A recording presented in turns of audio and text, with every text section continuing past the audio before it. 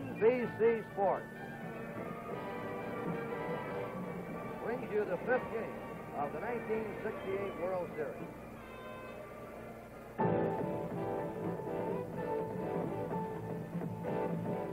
The St. Louis Cardinals versus the Detroit Tigers. Brought to you by Gillette, makers of new foamy lemon lime shave cream and the new Techmatic adjustable razor. By the more than 1,350 branches in Canada of the Canadian Imperial Bank of Commerce. And by Chrysler Canada Limited and the Dodge, Plymouth, Roots, and Simca dealers who sell the quality engineered cars and trucks by Chrysler.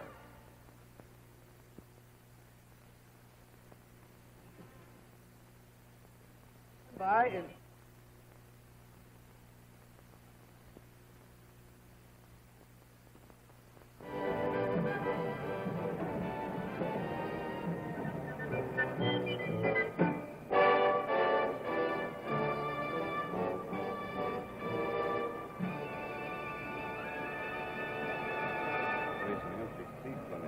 too.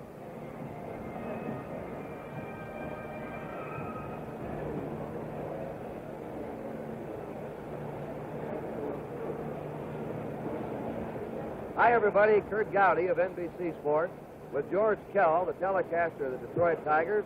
Once again, roaming the stands with his mini camera and portable microphone will be Tony Kubek. And what a difference today. Bright sun is out. The temperature should be in the 60s, much different than yesterday. The field is still a little bit slippery. It's treacherous. Some of the ball players tell us in the outfield and on the grass, but it is drying out quickly. We have a little breeze going, and it's going to be Nelson Briles, the right-hander for the St. Louis Cardinals, and the Tigers, down to their last hope, are coming back with left-hander Mickey Lolich, who defeated the Cardinals in St. Louis.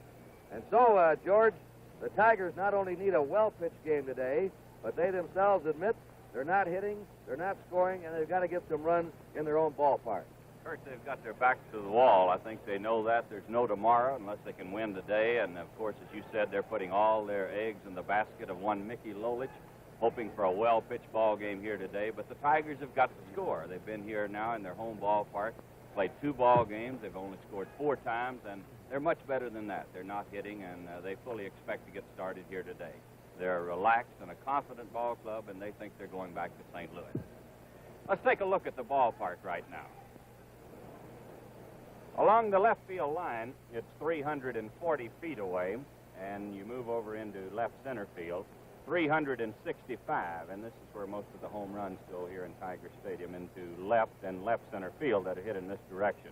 When you get out into the extreme part of left center field, it becomes 400 feet, and the task is a little bit harder. In center field, it's 440 feet away, one of the deepest center fields in the American League. Only Yankee Stadium is any farther in our league. Over in right center field, where the left-handers take their pokes at the fence, it's 370 feet away. And right down the line in right field, where it's home run heaven here, 325 feet, and the upper deck in right field extends out over this playing field some 5 or 6 feet, and it is possible, as we said on opening day, for towering fly balls coming straight down to hit the facing of the second deck, balls that might be caught. So the Cardinals and the Tigers have been both taking advantage of these short fences. And this is Nelson Briles, the 25-year-old right-hander from Carmichael, California, number 2 man in the Cardinal staff with 19 wins this year. He lost 8-1 to Lolich in the second game in St. Louis. He was a victim of 3 home runs. He won a series game for the Cardinals last year. Mickey Lolich, the 28-year-old left-hander who lives in Washington, Michigan, 17-game winner this year, finished the season strong just as he did the year before, making his second series start, beating Briles and the Cardinals 8-1 with a very nifty 6-hitter. Good afternoon. Now we're just about ready for the player introduction. For the 5th game of the 1968 World Series. Here are the official lineups. First, the St. Louis Cardinals. Here is the manager of the Cardinals, number 2, Red Schoendienst.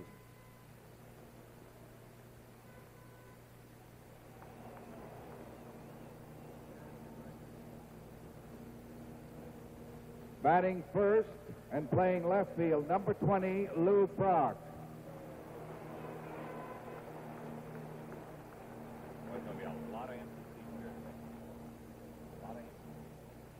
Batting second and playing second base, number 25, Julian Javier. Batting third and playing center field, number 21, Kurt Flood. Batting fourth and playing first base, number 30, Orlando Cepeda. Batting fifth and playing third base, number 18, Mike Shannon. Batting sixth and catching, number 15, Tim McCarver. Batting seventh and playing right field, number 14, Ron Davis. Batting eighth and playing shortstop, number 27, Dal Maxville. Batting ninth and pitching, number 34, Nelson Briles. And here are the remaining players and coaches of the St. Louis Cardinals.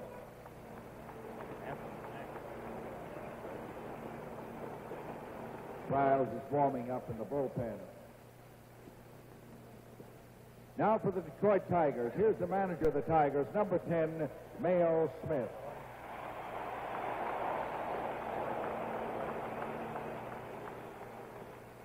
Batting first and playing second base, number 3, Dick McCauliffe.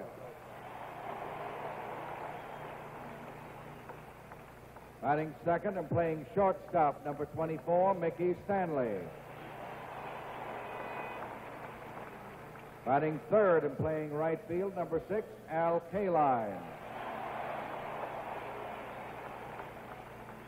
Batting fourth and playing first base, number 25, Norm Cash. Batting fifth and playing left field, number 23, Willie Horton. Batting sixth and playing center field, number 5, Jim Northrup. Batting seventh and catching, number 11, Bill Freehand. Batting eighth and playing third base, number 8, Don Wirth.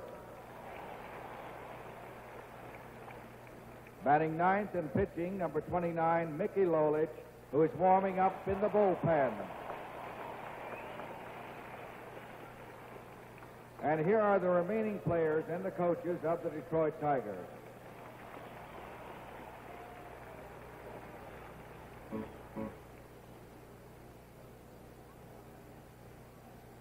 Now, ladies and gentlemen, your attention, please. Please rise and join in the singing of our national anthem, which will be played by Merle Alby's band and will be sung by Jose Feliciano.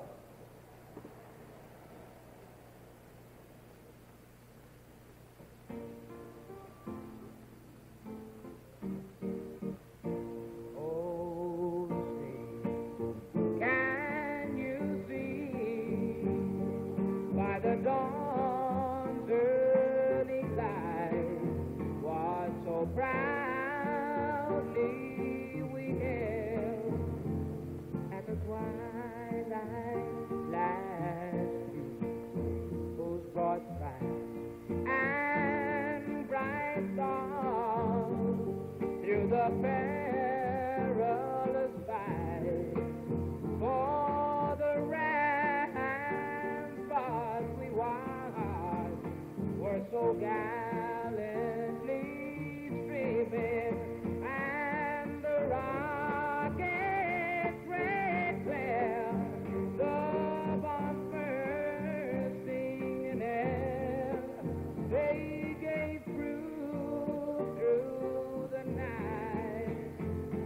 Flag was still there. Oh, say, does that star-spangled banner yet wave for the land and for the free and the home of the brave? Yeah.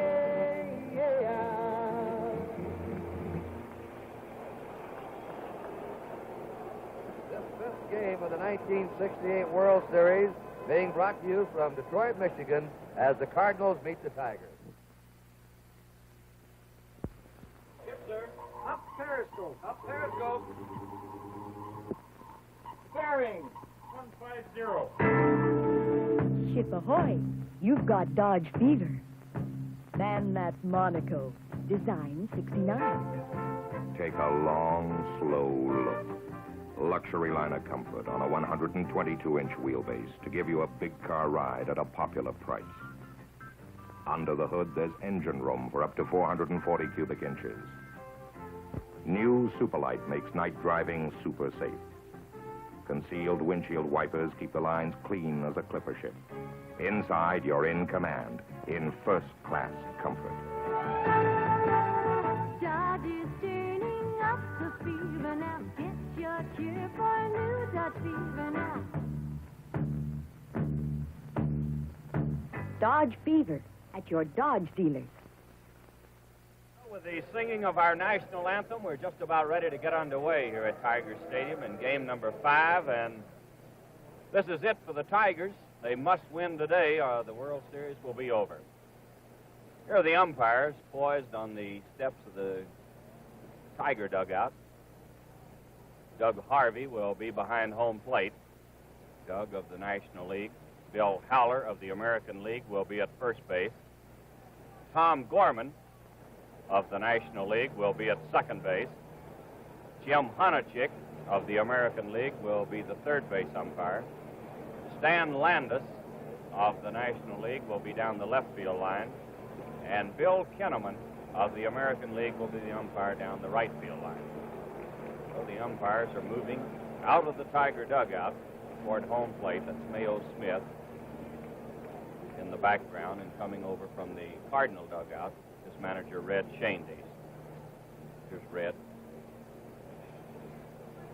As Kurt told you, it's a bright, sunshiny afternoon here in Detroit. Quite contrast to yesterday's day when we did not see the sun at any time, and we had rain throughout most of the ball game.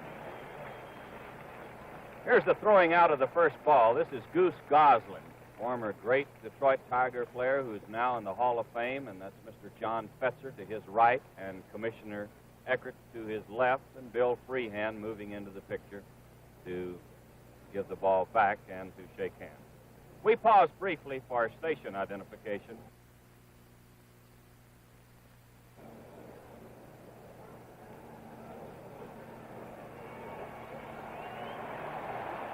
The Tigers are taking the field, and we're just about ready to go with the first pitch of the 5th game of the 1968 World Series. Here are the lineups. Lou Brock will lead off and play left field. Julian Javier will bat second and play second base. Kurt Flood will be in center field and bat third. Orlando Cepeda at first base and bat fourth. Mike Shannon will be at third base and bat fifth. Batting sixth will be the catcher, Tim McCarver. Batting seventh will be right fielder Ron Davis. Batting eighth and playing shortstop, Dal Maxville. And batting ninth and doing the pitching for the Cardinals will be Nelson Briles.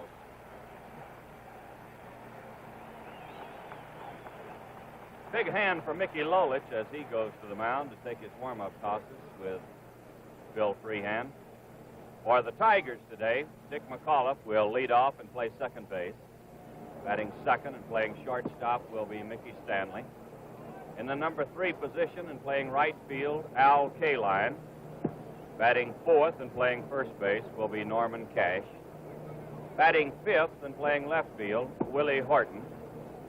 In the 6th position and playing center field is Jim Northrup. Batting seventh and doing the catching, Bill Freehand. Batting eighth and playing third base, Don Wirt. And batting in the number 9 position and doing the pitching for the Tigers will be left-hander Mickey Lolich. Mickey, you remember, was winner of game number 2 in this World Series. Well, we're about ready to go and moving into the mic, all set to bring you the play-by-play. Here's Kurt Gowdy. Thank you, George Kell. Lou Brock getting ready to step in now. You study Lolich in slow motion.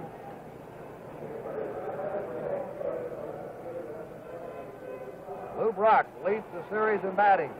He led the series in batting last year. He's hitting .500. He's had 8 hits and 16 times up, and he's also the leading RBI man with 5. And, of course, has tied the stolen base record with 7. He's hit him short. He's hit him deep. He's hit him to left. He's hit him to right center. He's hit him to right. He's done everything. He's been on base 7 times in the last 2 games, and the first pitch to him is high and inside for a ball. The breeze today from third to first, favoring balls hit in the air toward right field. The left-handed pull hitters have the advantage today. And as you saw, it's a fairly stiff breeze. There's a drive to left. That one's headed toward the corner. Willie Horton out after it. Brock is coming in a second. And Lou Brock, who is a great player during the season, but belongs in another league in a World Series, has his 9th hit. He's now had 2 doubles, a triple, 2 homers. Oh, he's hit with power. Julian Javier is batting .400. Lifetime series average of .365. Another Cardinal who seems to rise to the occasion in World Series time. 6 hits and 15 times. Brock led off yesterday's game with a homer, leads off this one with a double. Strike to Javier. Lolich usually pitches well in this ballpark. He won 12 and lost 2 here this year. He won 5 and lost 7 on the road. And this park is tougher to pitch in than some of the bigger ballparks on the road in the American League. And he had a good earned run average here of 2.39. No balls, 1 strike to Javier. Fouls it back. 0-2.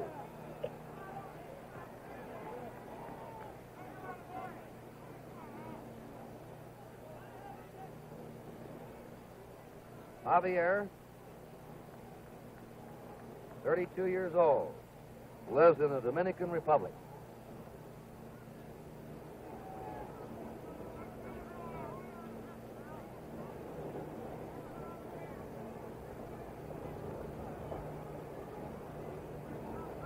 Nicky Lolich, 6 feet tall, 185-pounder, just turned 28 years of age. His 2-strike pitch. Ground ball is short. Stanley holds Brock at second. Throws over and gets him. Javier's out. Short to first. Lou Brock still on second. 1 out. And Curt Flood coming up. Well, everybody was flabbergasted when they put Stanley at short to open the series. He's done just about everything you can do out there as a shortstop.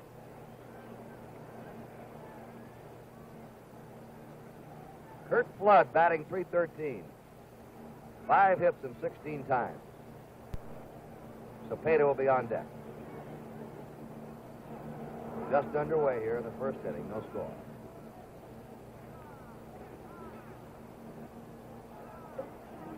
There goes Brock, and it's a blooper to right.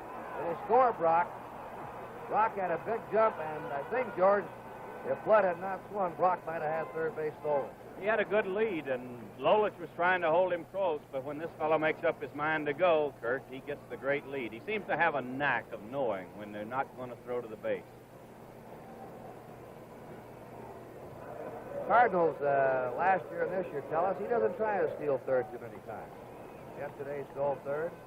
Now we have Curt Flood at first. And the Cardinals have jumped out in front 1-0 in the first inning. 1 down, Cepeda up. Orlando's had 4 hits and 17 times, batting .235.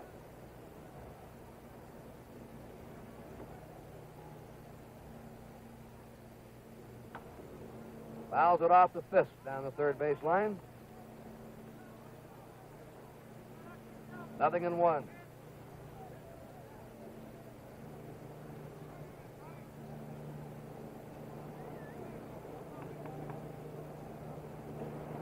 RBI for Flood was his second of the series. There he is getting his lead. Inside is Cepeda, a ball, 1-1.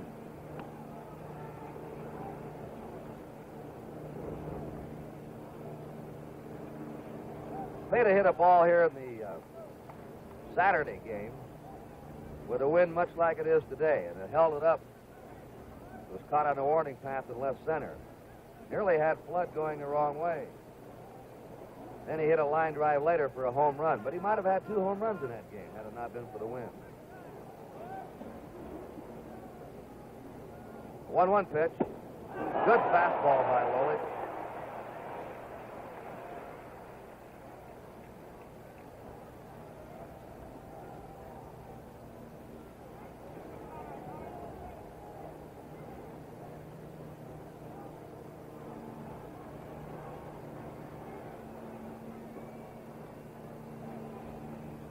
Orlando Cepeda, 31 years old this month.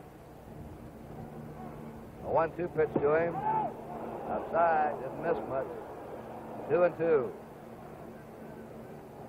Orlando lives in Puerto Rico. Plays winter ball there. 2-2. Cardinals leading 1-0 in the first inning.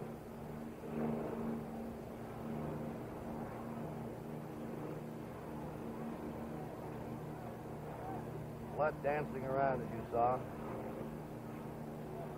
Lolich stepped off on him. Look at him study Lolich.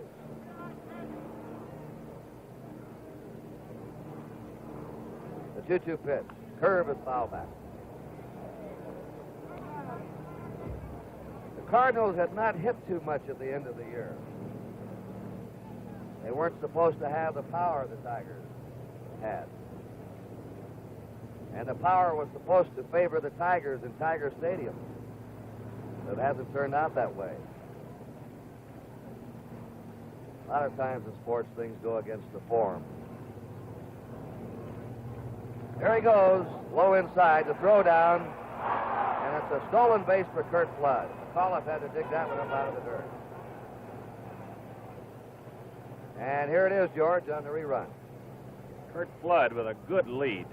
Freehand's throw is in the dirt, as you can see, and they had no chance to get him. McAuliffe just blocked it. This is a different angle. You can see the jump. This fellow runs a lot like Brock. He doesn't run quite as fast or get quite the lead, but he's a good base runner. Good play by McAuliffe to keep that ball from going through, George. Reaching into the runner and out to his left there. That's the second stolen base for Flood in this series and the 10th for the Cardinals. Now they have a man in scoring position. They have the forced double play situation taken off. The 3-2 count to Cepeda. And he hits a high drive to deep left. That one is sailing back, going, and it is in the seats for a home run. Orlando Cepeda getting RBIs 5 and 6. He now leads the series in runs batted in. And these Cardinal bats continue to boom at Tiger Stadium.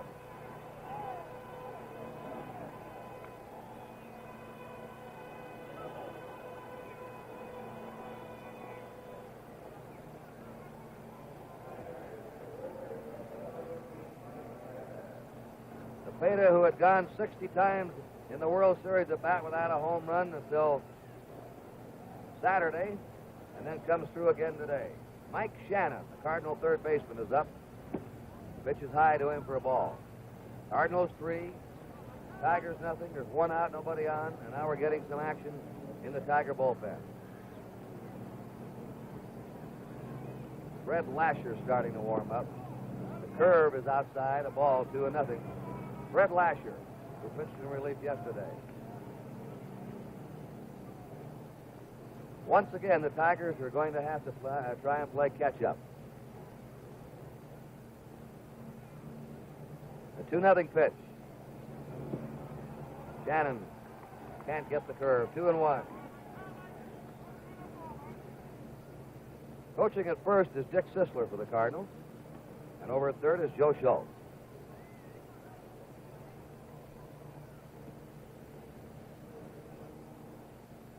2-1 pitch.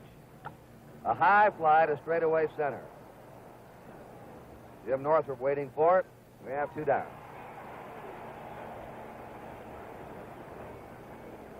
Tim McCarver, batting .353, 6 hits and 17 times up, and he's driven in 4 runs.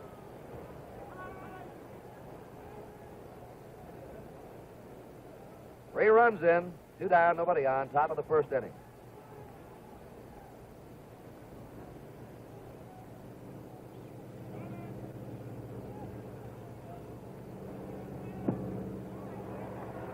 Nothing in 1 to McCarver.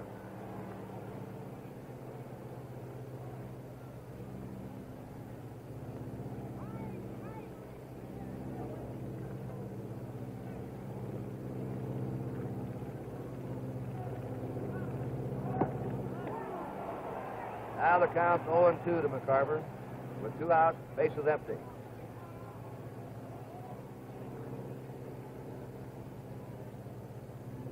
Cardinals have tagged Lolich for half as many hits as he gave up the entire game in St. Louis. The curve is strike 3.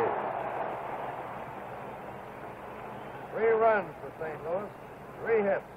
There were no errors and nobody left. And at the end of the first half inning, the Cardinals 3, the Tigers coming to bat.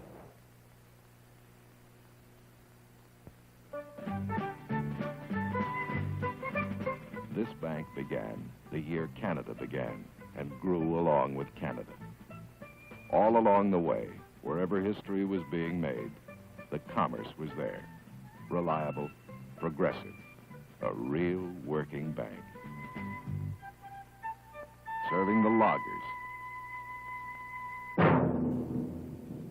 the miners, the oilmen.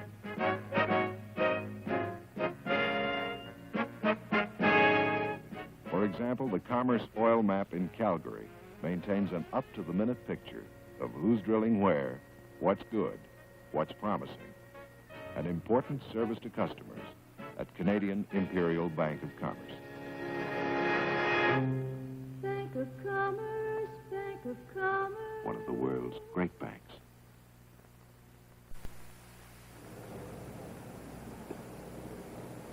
Nelson Briles, his 3rd series start, and his 4th World Series game. He pitched a 5-2 complete game win at St. Louis in the 3rd game of the series last year. He lost the 2nd game of the series to Lolich 8-1. Gave up 4 runs, 7 hits in 5 innings, allowing home runs to Horton, Lolich, and Cash. He was born in Doris, California. Lives now in Carmichael, California. Lieutenant Santa Clara University and Chico State College. 25 years old, and the first batter for the Tigers is Dick McAuliffe. McAuliffe batting .294. From Avon, Connecticut. Nothing in 1 to McAuliffe. Kaline has been the leading hitter for the Tigers, batting .353. McAuliffe the second with a .294 average.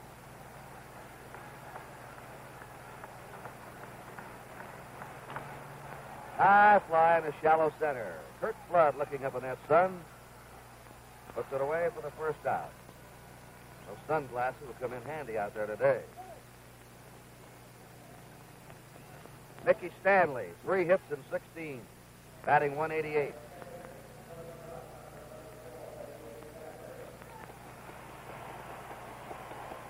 Al Kaline to follow. Cardinals out in front, 3-0, last of the first.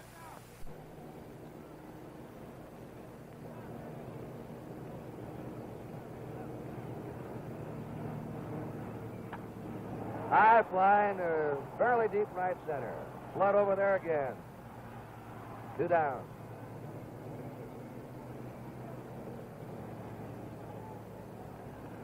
Now Kaline up, who's played a marvelous World Series for the Tigers. Batting .353, been outstanding in the field. And the hometown Tiger fans have appreciated his play over 16 years here.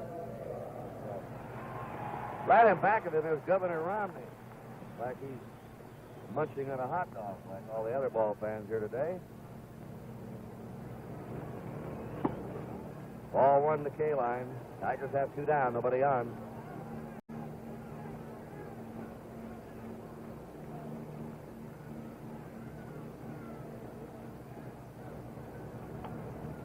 Foul back. 1-1.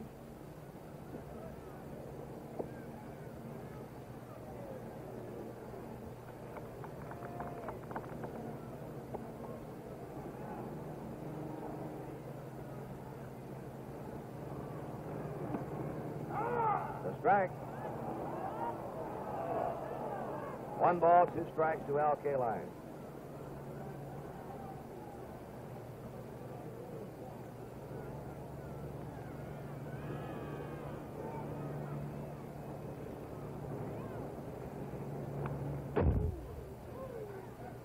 One and two. They have 2 and 2 in the scoreboard, and the umpire now signals 1 ball, 2 strikes is the count.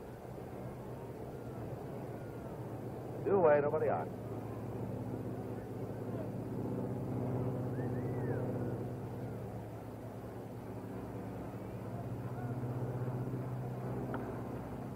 Foul again.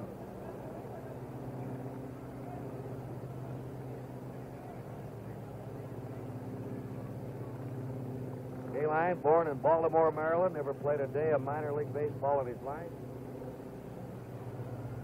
33 years old. A hard-luck fellow with injuries throughout his career. Goes after a curve. And Briles gets him down 1-2-3 in the first. At the end of the first inning, the Cardinals 3 and the Tigers nothing.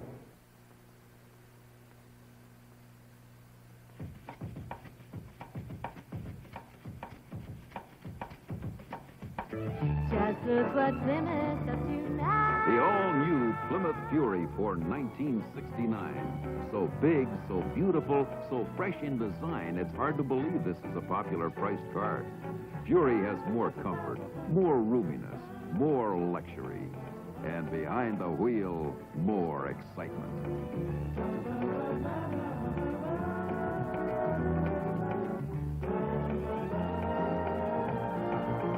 Just look what Plymouth up to now. The 1969 Plymouth Valiant, built to Chrysler standards of 6-passenger roominess and comfort. The honest compact. Fury, Valiant, Barracuda, and Belvedere at your Plymouth dealers.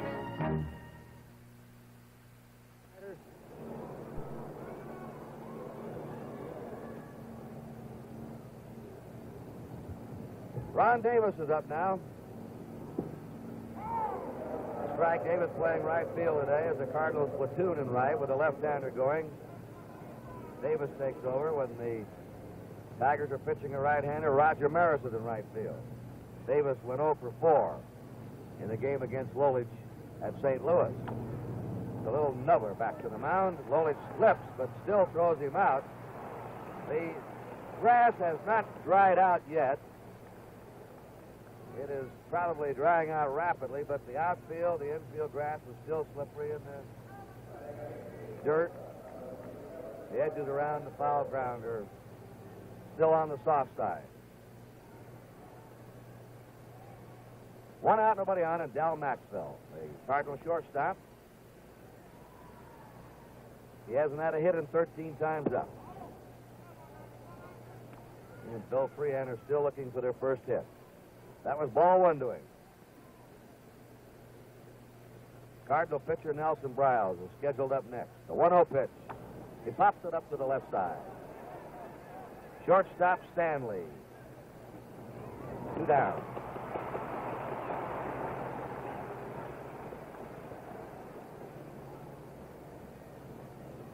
And here's Briles now. Have you noticed already the shadows are covering home plate here? The pitcher's throwing out of the bright sunshine into the darkness at home plate, which makes it tough on the hitter, but didn't seem to bother the Cardinals too much in the first inning.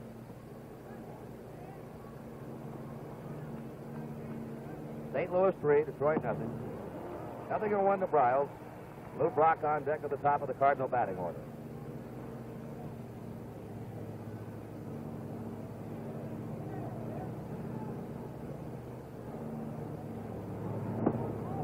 Woolwich curves him at the inside, a ball. 1-1.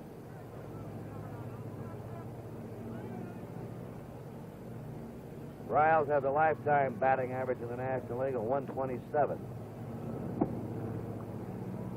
2-1 to him.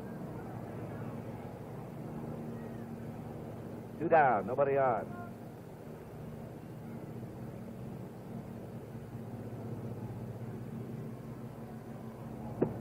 Three and 1. Woolwich behind the opposing pitcher.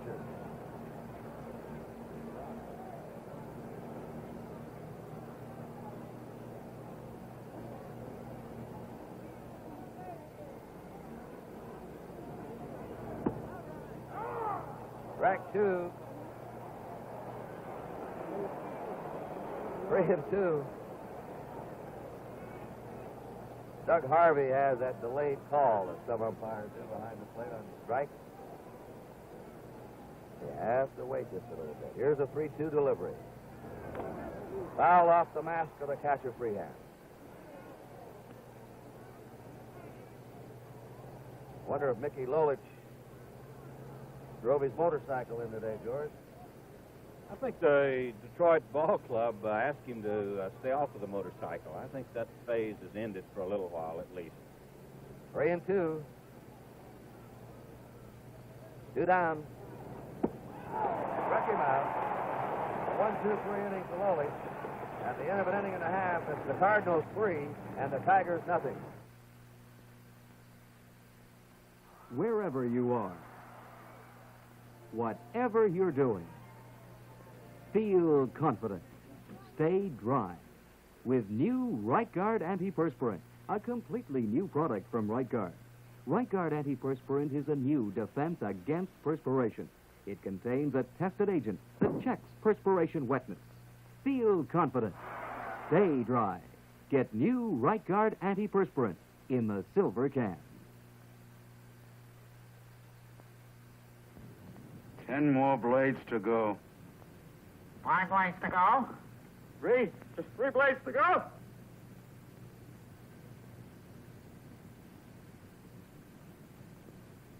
That's it. I used up all the old blades. Now I can use the new Gillette Super Stainless Steel blade with the miracle plastic coating on the edge. They say it's supposed to spoil you. The spoiler. Down to Tony Kubek.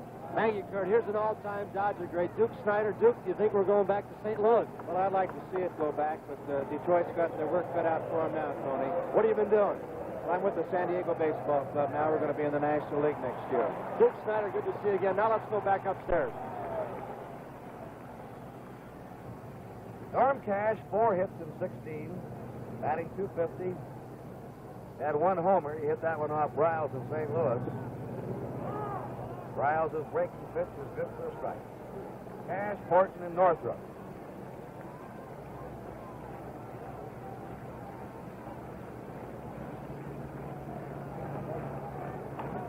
Foul away. Bryles is quick with his fastball so far. Kurt, he's getting the curveball over today. This is something he was not doing in St. Louis, and he had to come back with a fastball, and he hit some home runs off of him. But today he's getting the curve over, and he's quick. He has Cash in a hole, 2 strikes.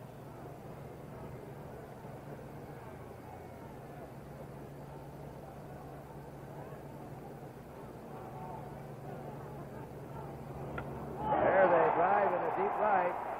That ball is off the top of the wall. Flood playing it beautifully, holds him to a single. It missed a home run by about a foot, and Kurt Flood played the carom beautifully. That's one of the longest singles you'll ever see. Kurt, it was home run all the way, but he just didn't get it up in the air. And the ball hit, as you said, about a foot from the top of the fence and caromed right into the glove of Flood. And Cash had no choice but to hold on at first base. This game is authorized under television rights granted by the Commissioner's Office solely for the entertainment of our audience, and any publication or reproduction For other use of the pictures, descriptions, and accounts of this game without the express written consent of the commissioner is prohibited. Willie Horton had 2 hits at 12 times. Both those hits were against Briles. The Tigers now have their first base runner. There's a ball hit to Shannon. Good stop for 1. Javier's relay for 2. Around the horn with a double play, and across the body stab by Mike Shannon. And an old third baseman should be able to talk about this one. He makes a great play here. That was labeled base hit all the way, Kurt, and turns it into a good double play. Javier, as you can see here, got the throw in a bad position, but yet he made a good relay to first base. He was reaching toward left field to take that throw. He likes to have it on the first base side, but he got it on the other side. Still made a good play. 2 down. Jim Northrup has had 2 hits in 16 times.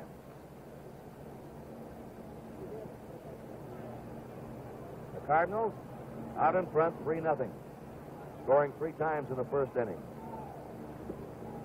A ball to Northrup. Kurt, this is still a game of inches. Cash misses a home run by a foot, and that ball missed being a 2-base hit by a foot or less, and there you are. His breaking pitch out of the strike zone for ball 2. 2-0 to Jim Northrup. 2 down, nobody on. On deck, Bill Freehand.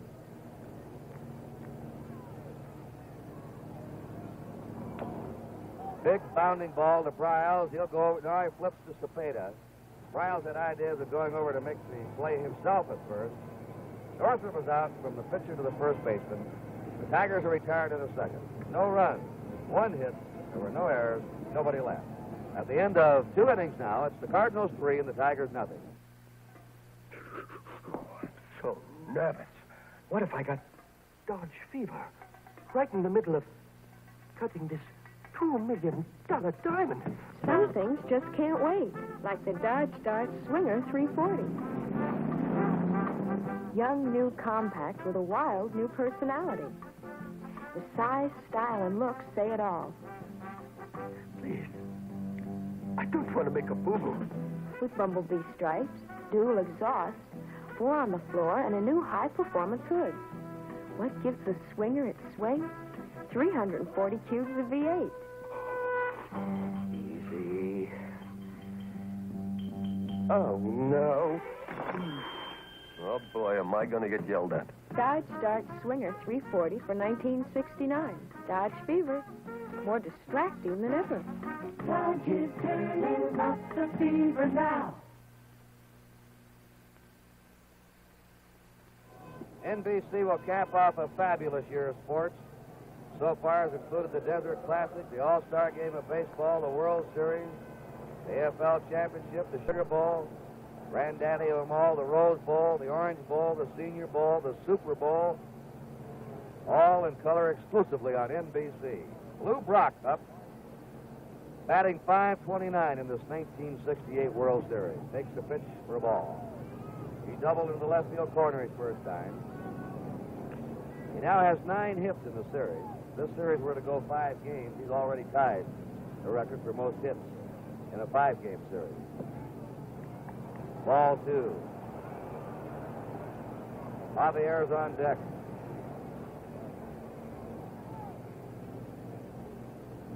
Willie Horton over there in the left field corner for him. Jim Northrup well over in left center.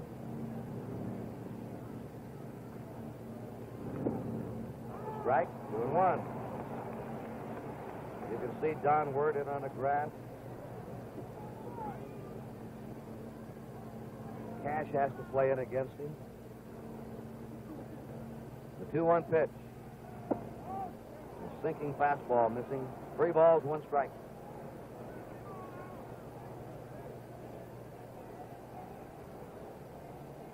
Three runs, 3 hits for the Cardinals. No runs, 1 hit for the Tigers.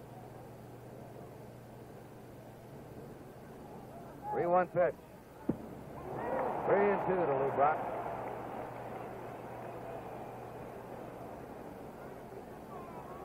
Here at Tiger Stadium, the Cardinals have been connected.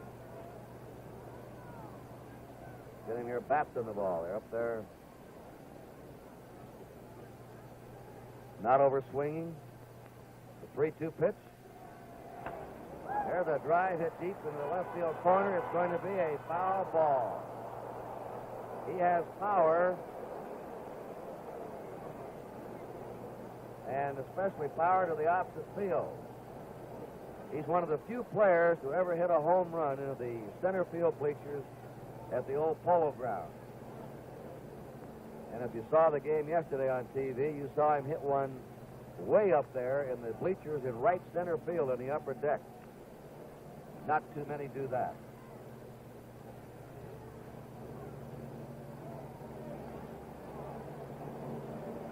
Three and two to Lou Brock. Nobody on, nobody out.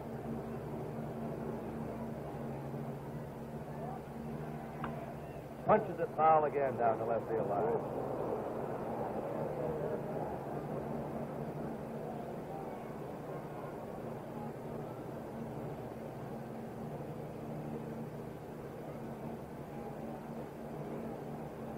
Lou Brock, born in El Dorado, Arkansas.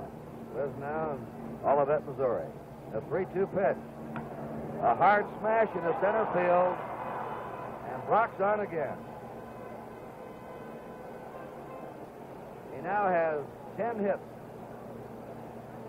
And this is the fifth game, which is only in the third inning.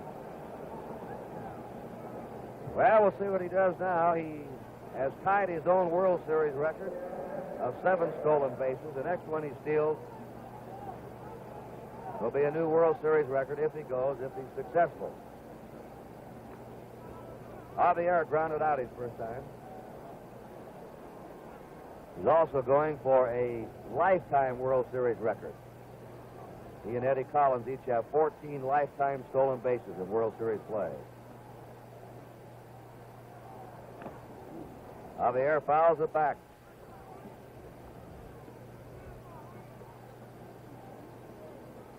Brock had a home run in game 1, a walk and a single in game 2, a walk and 3 hits in game 3, a homer, triple, and double in game 4, and now a double and single in game 5. Brock studying lowly, getting that good walking lead. There he goes, a pitch out, the throw, and they have him this time. They pitched out and got him. Well, we'll take a look at it, Kurt. Here's the pitch out, and Freehan makes the perfect throw to McAuliffe right on the inside part of the bag, and Brock is out. When you pitch out, it's pretty hard to get to steal, and Freehan called the turn exactly right here. He made the good throw right on the inside part of the bag. You can see Brock is out. One good stride from the bag. So it's one out now. Nobody on in a 1-1 count to Javier. The Cardinals ahead 3-0. A curve is hit out to Stanley. It's short. Stanley's throw right on the money, and they're 2 down. Curt Flood blooped a single in the right field his first time up to drive in a run.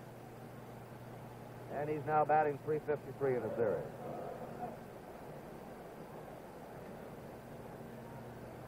Two away for the Cardinals. Base is empty.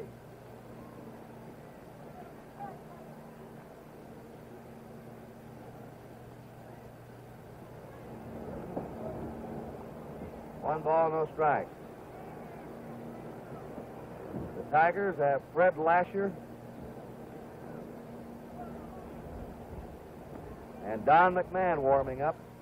The 1-0 pitch is high, ball 2. They're behind by 3 runs. This is their last chance today. Everything will have to go for them. The 2-0 pitch to Flood. The strike, 2-1.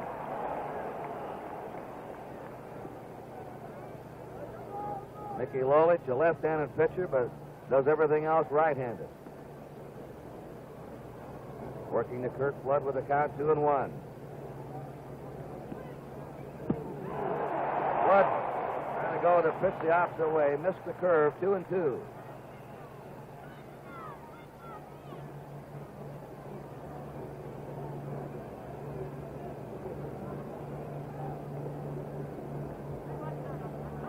2 balls, 2 strikes.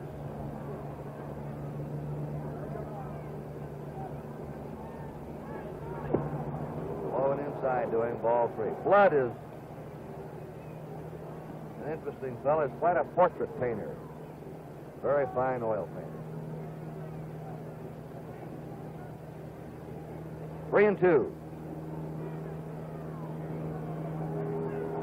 Fouls it upstairs.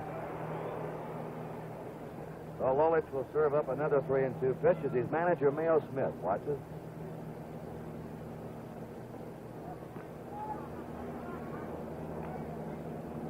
Two down, bases empty. It's the Cardinals 3, the Tigers nothing in the third.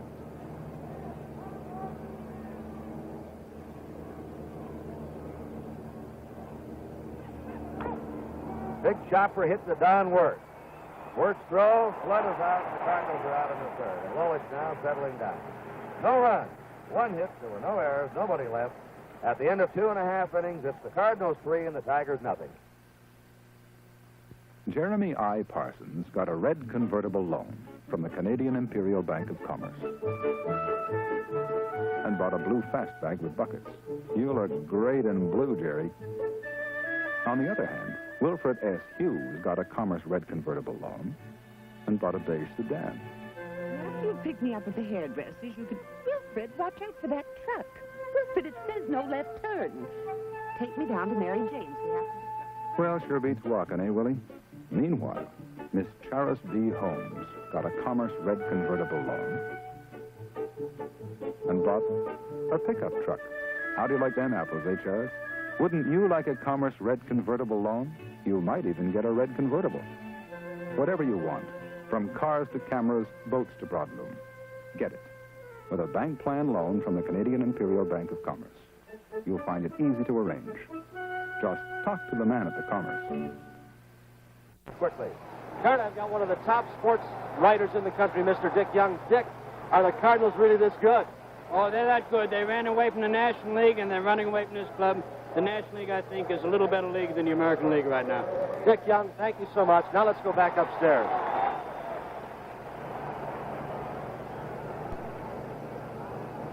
Bill Freehan, no hits in 12 times. He struck out 7 of those 12 times. There's a high drive. See what the wind does with that one. It's holding it up, and Brock is under it and makes the grab.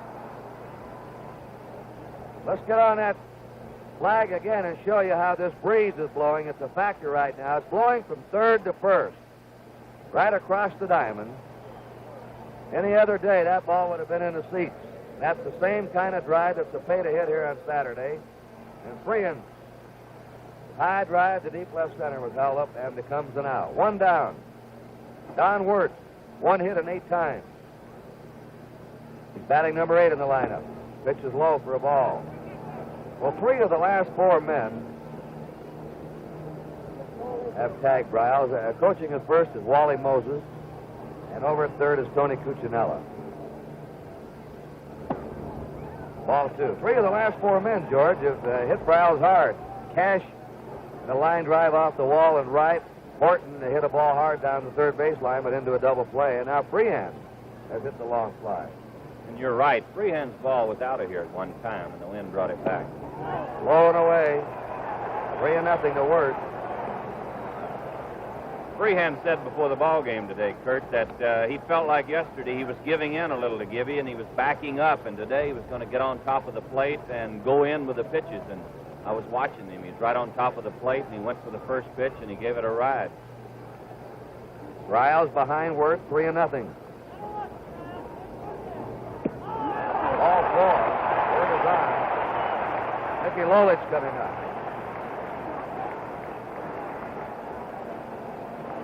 Lolich had 2 hits in St. Louis. He had a home run off Riles in the third, the first home run he ever hit in professional baseball.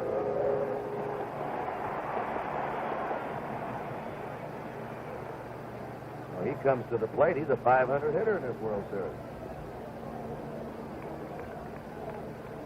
Cardinals ahead, 3-0. Tigers batting last of the third. Shannon looking for a bunt.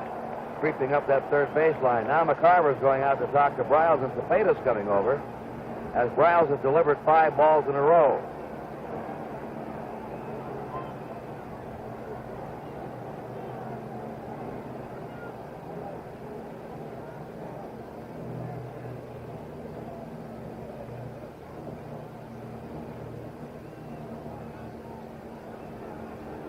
One and nothing to Lolich. Dick McAuliffe on deck. That's word on first. 1 out.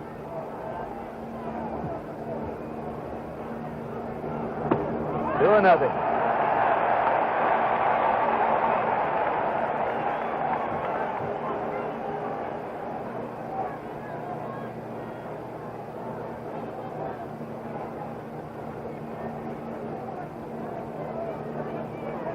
Six balls in a row delivered by Briles. His 2-0 pitch. That's a strike. 2-1.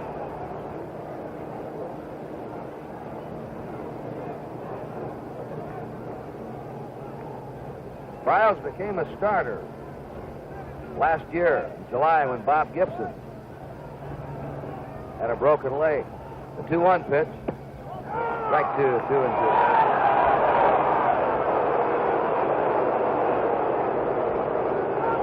And since then, he was a reliever up until Gibson's broken leg last year. They put him in starting rotation. Did an outstanding job, but he's not relieved since. He's become the number 2 man on the Cardinal staff. 2-2 to Lolich. 1 out. Don Word at first base.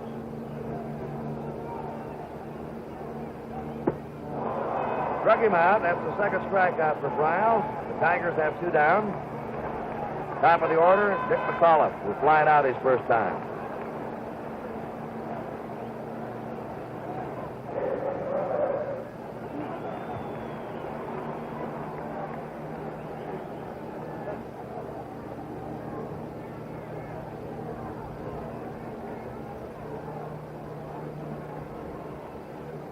We're now at the top of the Tiger batting order.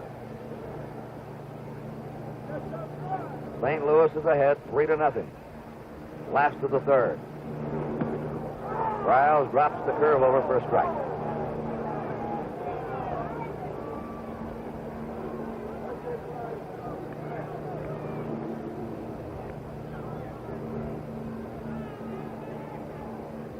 Just yelled out at Cepeda to play a little closer to the bag. Worth there. Check swing, taps it down to third. Shannon barehanding it. Oh, what a play by Cepeda with a big split and the scoop at first. Cardinals have played fine defensive ball in this series. No runs for the Tigers. No hits, there were no errors, 1 left. At the end of 3, it's St. Louis 3 and Detroit 0.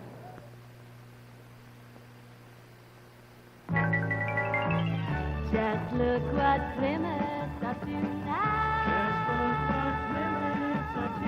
Meet the beautiful 1969 GTX, one of the exciting Plymouth Belvedere line that includes Roadrunner and Sports Satellite. GTX is all sport, all luxury and comfort.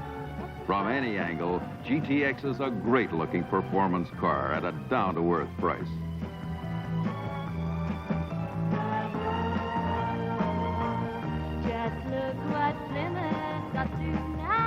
The sporty Plymouth Barracuda has a look and a personality all its own. A personality you can mold to match your own with a list of options as long as your arm. Fury, Valiant, Barracuda, and Belvedere at your Plymouth dealers. Dick Forbes and with a light rink over the glasses, Joe Reichler, also at the commissioner's office, and Charlie Seeger. 1 strike to Orlando Cepeda, who hit a 2-run homer in the first inning. Leading the series now and runs batted in with 6, fouls it upstairs. 0-2. If you joined us late, Brock didn't waste any time. Starting the Cardinals off, he doubled the left in the first. After Javier grounded out, Kurt Flood singled to right, scoring Brock, and then Cepeda pumped the home run into the left field seat. That's been the scoring so far. Cepeda strikes out on 3 pitches. Lolich records his third strikeout. Mike Shannon up. Well, since that rocky start by Lolich, he's settled down. Let's see, 2, 5, 8, 9. He's retired 8 of the last 9 men he's faced.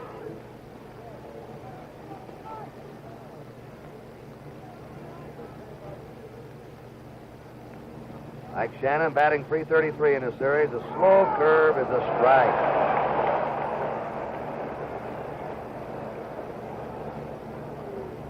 That brought some oohs and ahs.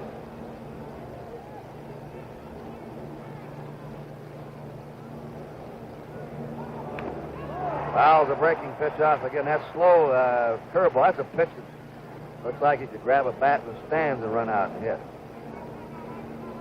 But it's not that easy. You could, Kurt, if you weren't looking for the fastball. Right. And, after you've committed yourself, as you've got to do on nearly every pitch, it's a tough one to hit. 2 strikes.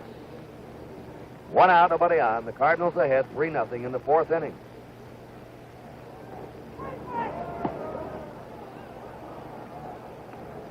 That makes the count 1-2. Tim McCarver's on deck.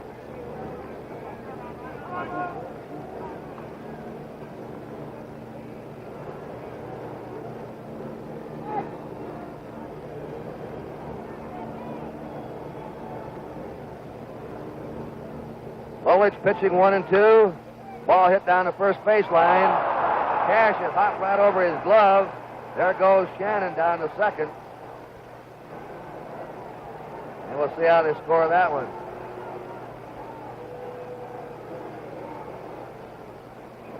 Mike Shannon winds up at second. There's 1 out.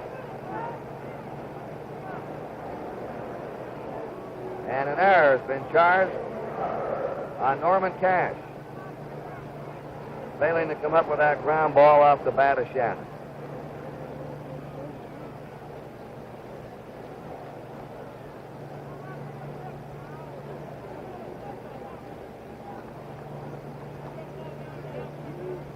The Tigers now have made 9 errors in the series.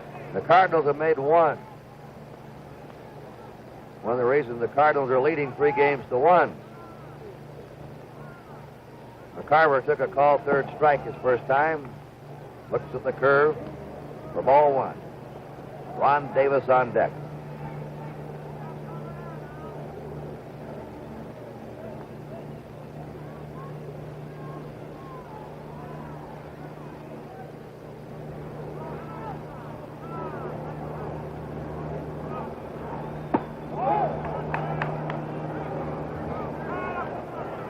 Two and nothing.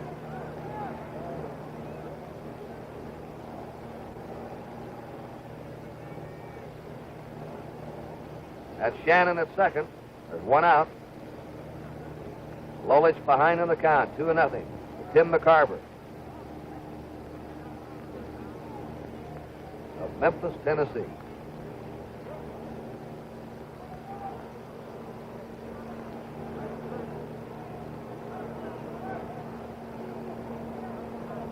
The 2-0 pitch to him. Now it's ball 3. Lolich has not walked a batter yet, but he's 3-0 to McCarver.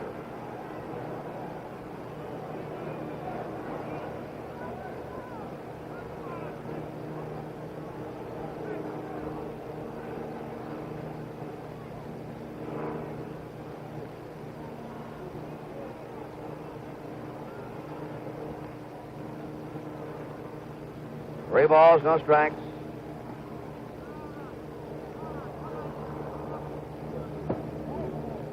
All 4, says umpire Harvey. McCarver goes to first. Shannon's on second. 1 away. Right-handed batter Ron Davis comes up. Davis tapped out to the pitcher his first time.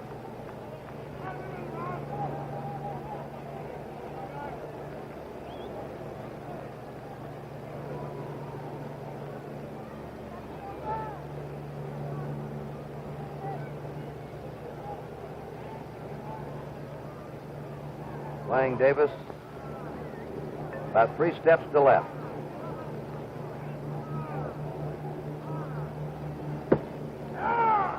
That fastball tailing away from the right-hander. That had something on it. Shannon at second, McCarver at first, 1 out.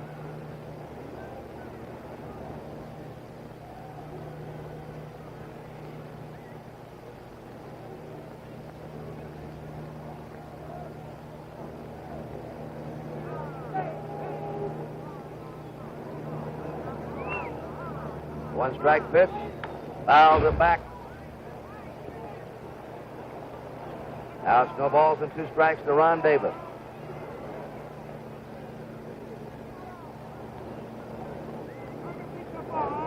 Davis lives in Portsmouth, Virginia. He came to the Cardinals from Houston in June in a trade for outfielder Dick Simpson and pitcher Hal Gilson, who went to Duke University.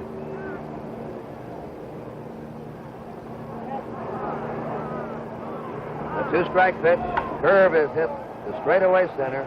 Northrup coming in, waiting, makes the grab. Runners hold, 2 down. And Dal Maxwell, the batter. Popped up his first time. So it's 3 runs, 4 hits for the Cardinals, no runs, 1 hit for the Tigers in the 4th inning.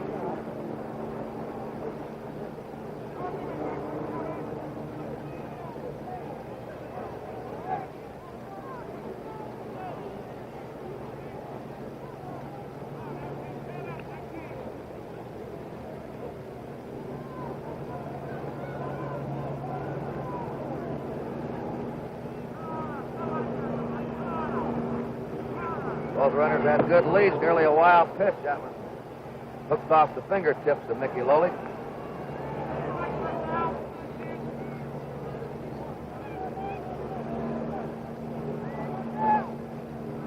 Not holding at first against Carver. He'll get a big lead there. There's Shannon getting his lead at second. A curve is a strike. 1 ball, 1 strike.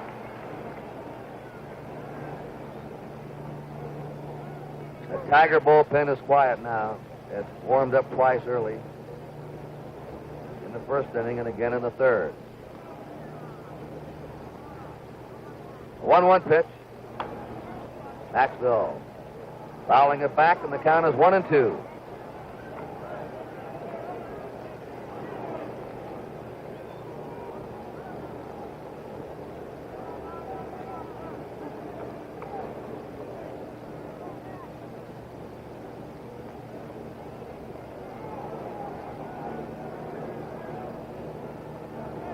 '29-year-old Dal Maxwell.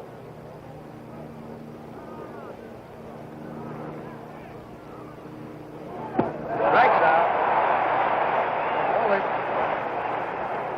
Really toughened up now since the 1st. No runs for the Cardinals. They had no hits. There was 1 Tiger error, and the Cardinals left 2. At the end of 3 1/2, St. Louis 3, Detroit nothing.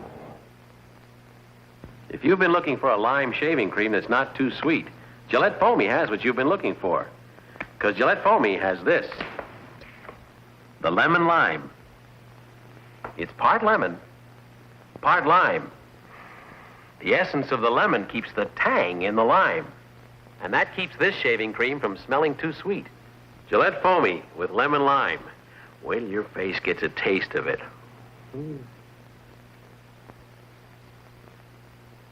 Take razor in right hand. Right hand. Now press button A. You'd think to change your old Techmatic razor into our new adjustable Techmatic might be a big deal.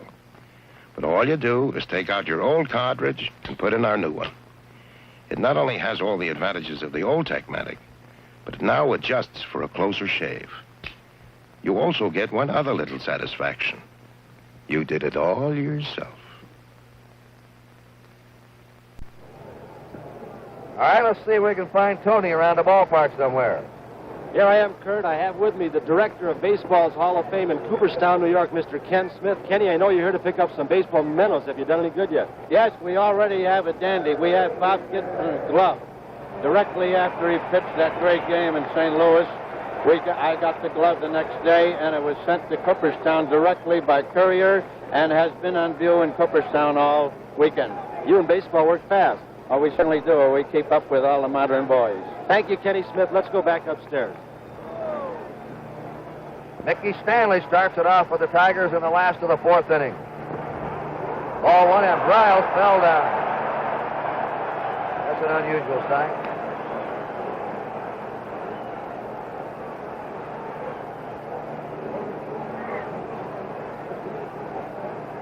Very rarely see a pitcher fall flat on his face like that.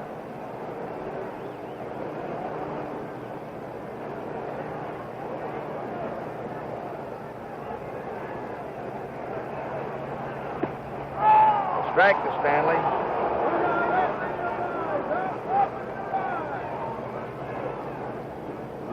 Tigers have scored 2 runs in the last 18 innings here at Tiger Stadium against the Cardinals. Stanley flied out his first time. Breaking pitch low and away, and the count is 2-1. Just they're not getting any runs.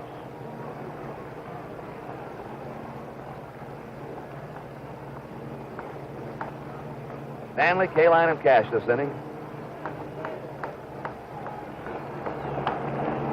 After the high fastball and fouls it away.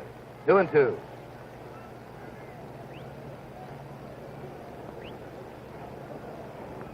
Nelson Briles defeated every opposing National League club in 1968 except the Mets.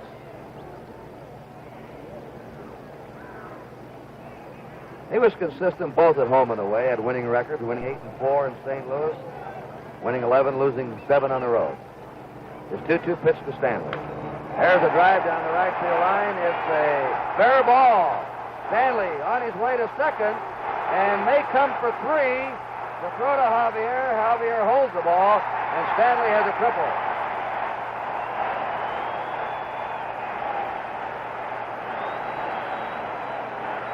Out in that right field corner, that ball bounded away from Ron Davis. By the time he picked it up and fired into Javier, Stanley, who could run, got into third. Now the Tiger fans come to life. They're starting to pick up some hope. They were downcast after the first inning when the Cardinals broke with 3 runs, but Lolich has settled down. Here's Kaline. He struck out his first time.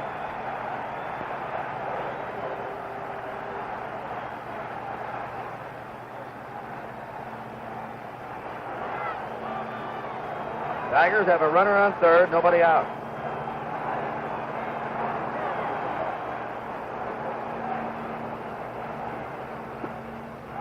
Fastball strike from Kaline.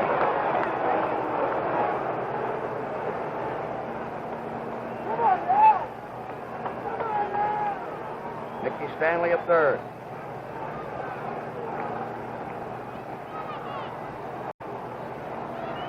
That was the first triple for the Tigers in the series.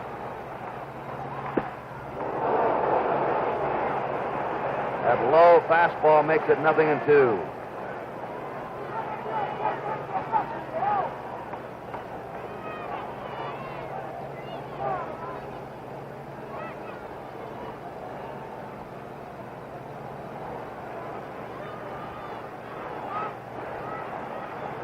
Stanley at third, no outs. 3-0 St. Louis, last of the fourth inning.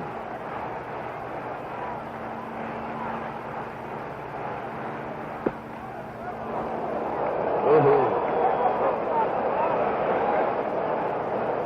That was close. 1 ball, 2 strikes. Briles is feeding Kaline's fastball, 3 in a row. Kaline's a good breaking ball hitter. A 1-2 pitch. And down he goes. It's a... Stanley holds at third. It's a fair ball. Kaline, trying to get out of the way, tapped it out in front of the plate. Stanley's on third. They were watching to see what Stanley was going to do. Kaline is out. And Norm Cash comes up. Now we had the pitcher fall down and the batter go down. This fifth game of the series being brought to you live and in color by NBC, where America watches more sports than on any other network. Norm Cash lined a single, a long single off the right center field fence his first time, where Curt Flood played to Karam and held him at first. He missed the home run by about a foot. He bounds that one foul down the first base line. Stanley on third, one down.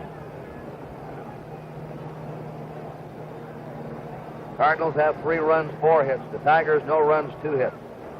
This is the last of the 4th inning. This is Curt Gowdy with George Kell and Tony Kubek. NBC hopes you've been enjoying the World Series.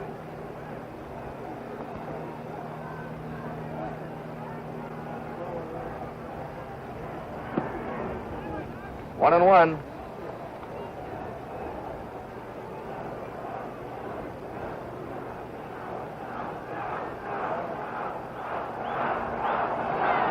Tiger fans yelling, go, go, go.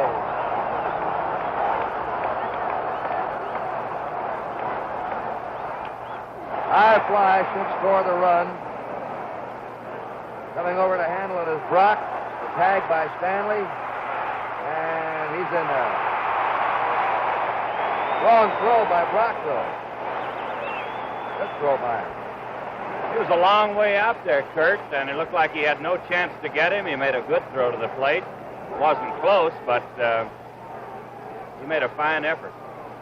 A sacrifice fly for Cash, a run batted in, and the Tigers are on the scoreboard. It's St. Louis 3 and Detroit 1.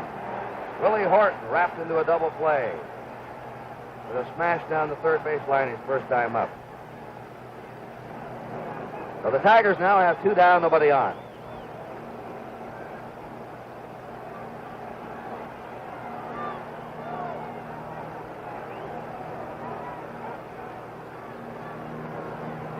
Playing Horton deep and way over to left in the outfield. Fouls it back.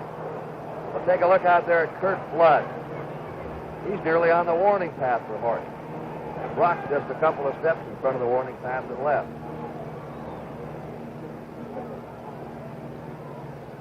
Come on, Willie, baby. We lost him. Talk it to him.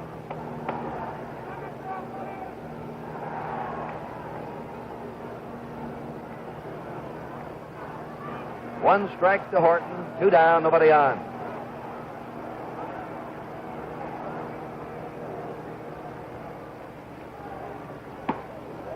One and one to him. And as we look at that infield, Javier's over by second base, as you see.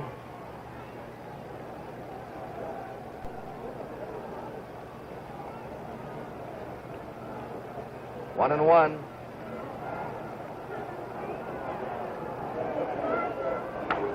Fly ball in the deep right center, and that ball is going to be bounding around out there.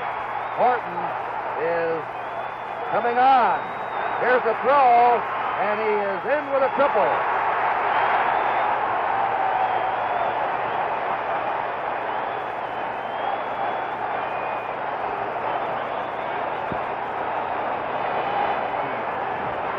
Here's a replay of it, a long belt in the deep right center. This is the deepest part of this park.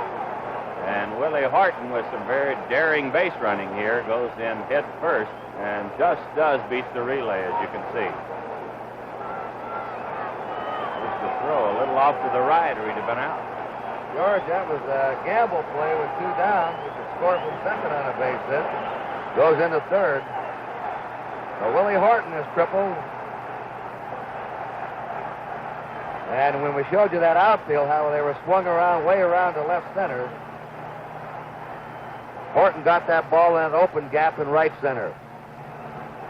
Jim Northrup bounced out. So a triple. A sacrifice fly and now a triple. And the Tigers trying to battle back, have their fans roaring here, and the Cardinals are going to get some action in their bullpen.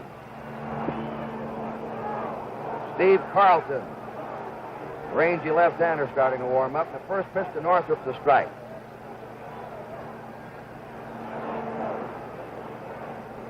Tigers have hit some balls hard today off Riley, but have only 1 run.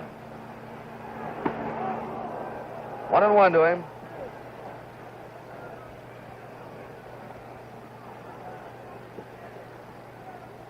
There are 2 outs.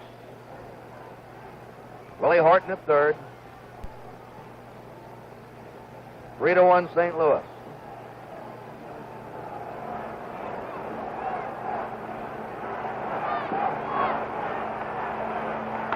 Ground ball to Javier. Takes a bad hop. And in to score is Willie Horton.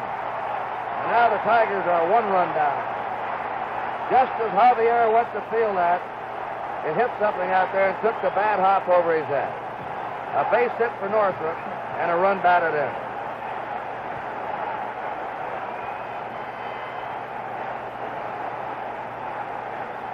Here's a replay of it. You can see Javier ready to get it. The ball hit something, bounded up. He just got his glove on it, and it scooted into right center field. Bill Freehan hit a long fly to left. And when it left the bat, it looked like it might go, but it was held up by the crosswind today, blowing from third to first. 2 down, runner on first. It's a curve strike. So now it is the Cardinals 3 runs, 4 hits. The Tigers 2 runs, 4 hits.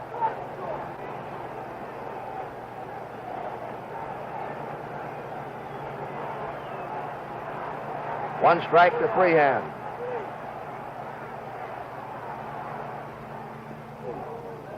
Pitch low and away to him, a ball. 1-1. Carlton has quickened his warm-up pace in the bullpen, throwing as fast as he can.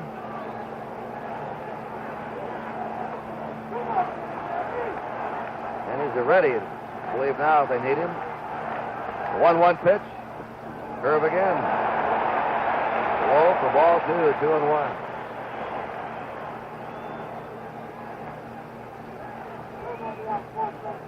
Pettis says, come on, let's get this fellow out.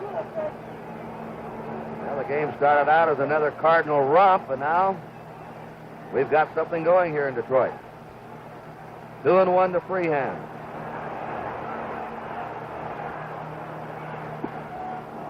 Ball 3, high and in tight.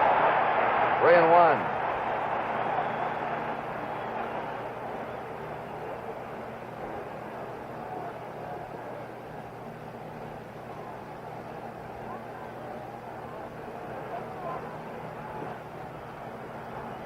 Jim Northrop at first, 2 down. 3-1 pitch. A high fly into right field. Ron Davis is coming over for it. Makes the catch, and the Tigers are retired in the 4th. But they got 2 runs on 3 hits. No errors, 1 left.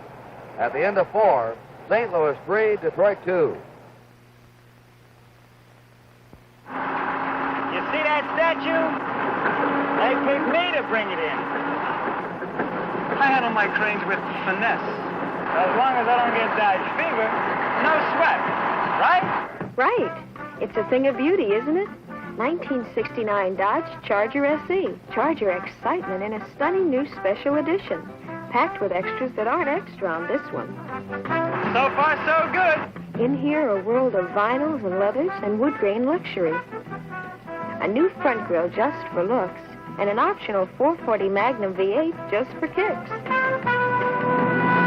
Easy. Oh, no.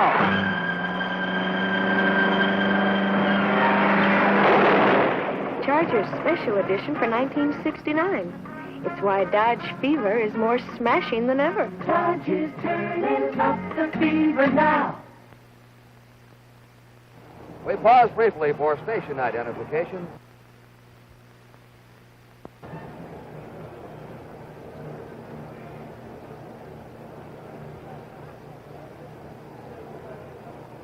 We're going to the top of the 5th inning. The Cardinals scored 3 runs in the first. When Brock doubled, Flood singled him in, and Cepeda hit a home run. Since then, Mickey Lolich has allowed just 1 hit, a single by Brock. And the Tigers have come up with 2 runs in the 4th. So your totals are 3 runs, 4 hits, no errors for the Cardinals, 2 runs, 4 hits, 1 error for the Tigers. Elson Briles struck out his first time. It'll be Briles, Brock, and Javier this inning. Kerr strikes to Briles. Mickey Lolich has 4 strikeouts, 1 walk, has given up 4 hits.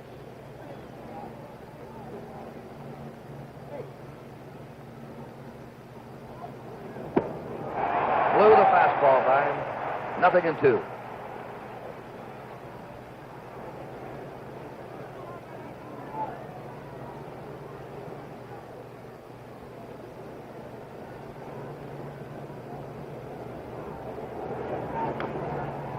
Just got a piece of the curve.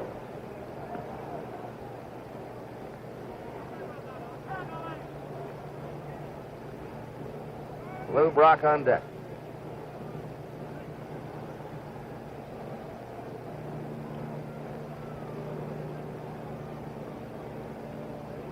No balls, 2 strikes. 1-2.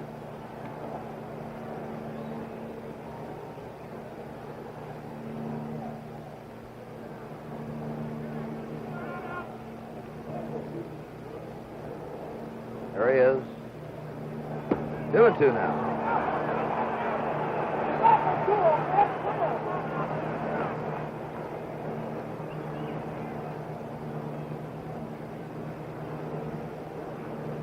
Nobody on, nobody out. And the 2-2 pitch. 5 strikeouts for Lolich. He said, well, I'm tired of messing around with this fellow. Get that fastball in there to him. Brock is double and single. Now batting .556 in this World Series. He's had 10 hits in 18 times.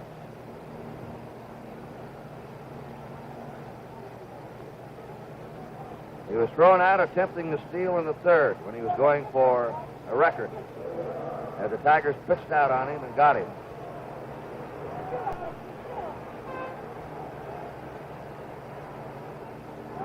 St. Louis ahead 3-2 in the 5th.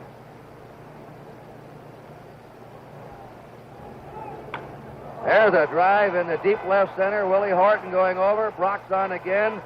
Horton up with it. Throwing in, and Brock now has 2 doubles and a single in this game. How can a man get any hotter in the World Series than this fellow does, George, last year and this year? Kurt, he's a great hitter and a great ball player, but everything's breaking right for him. He's showing me a little something here right now. Against right-handers, he seems to pull the ball, and against left-handers, he absolutely refuses to pull unless it's an inside slow pitch. He's going away with Lolich all the time, and this is the mark of a good hitter.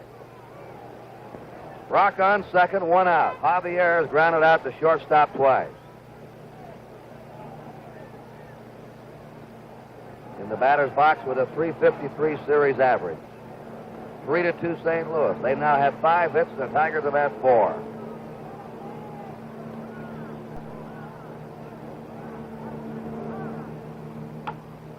Line drive in the left. Horton's up with it. Brock being waved around. The throw by Horton, and he is safe. Out! He's out! They call him out of the plate. Joe Schultz arguing the third base coach. Brock trying to score on a hard line drive single into left. And I believe they're arguing that he missed the plate there. Red Schoendienst is looking down.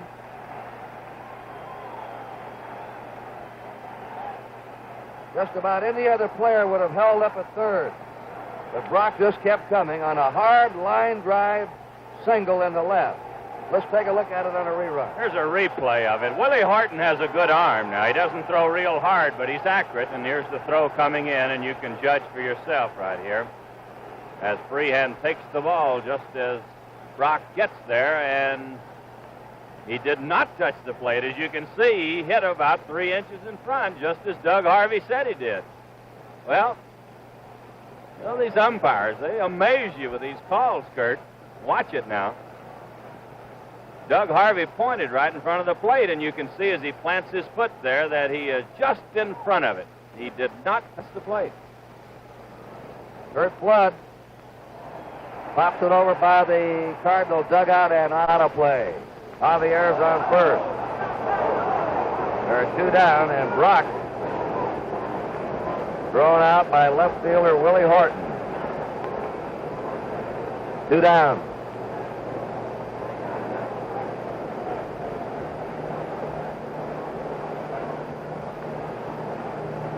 Flood has looped the single to right and grounded out. The way Brock went in there standing up, it looked like he'd run by the tag. The ball, but when they all came out, as you saw, and were pointing, and then Shady's was even looking down there. And then as George explained to you on the rerun, that foot of his just missed the front of the plate. 1 ball, 1 strike. Javier on first. Foul back. And this one has been the most exciting of the World Series games so far, of action on the bases, hitting. The bench suddenly turning around. 1 ball, 2 strikes to Flood. 2 down, Javier at first. 5th inning, 3-2 St. Louis. Lolich drives him back. Kurt, we've seen Lou Brock thrown out on an attempted steal and thrown out at the plate, and this doesn't happen very often. 1-2.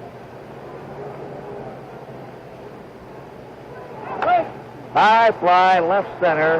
Willie Horton is calling for it. Cardinals are out in the 5th. No runs, 2 hits. There were no errors, 1 left. Halfway. At the end of 4 1/2, St. Louis 3, Detroit 2.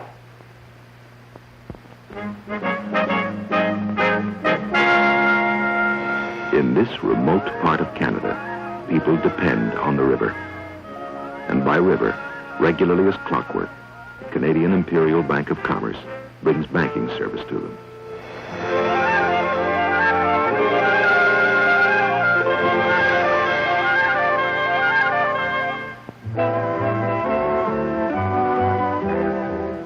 The SS Jean-Briand is just one of the more than 1,350 commerce branches in this country.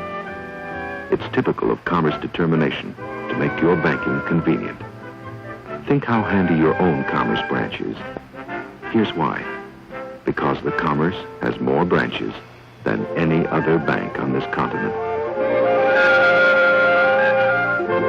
Bank of Commerce, Bank of Commerce. One of the world's great banks.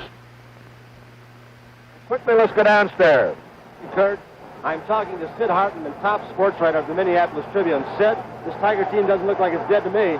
That's for sure. You know, Tony, they look ready against the Twins all year. McLean was 6-0, and they just handled us all year. The last 2 innings, they look like the Tigers. They looked against the Twins again. I don't think they're dead. I think they still can come back.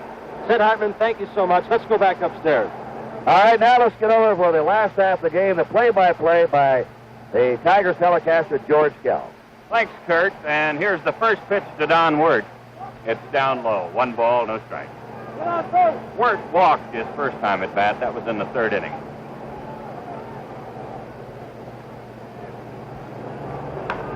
High pop fly. Maxwell shades his eyes. Wind brought that one back to the infield quickly. So Wirt is out number 1 on a pop-up for the shortstop. You know, George, that Maxwell now, I think, has played in 19 series games, and he's never made an error in the World Series. It's hard to believe, but you watch him and you can believe it, Kurt. He's quite a shortstop. Here's Mickey Lolich. He struck out in the 3rd inning.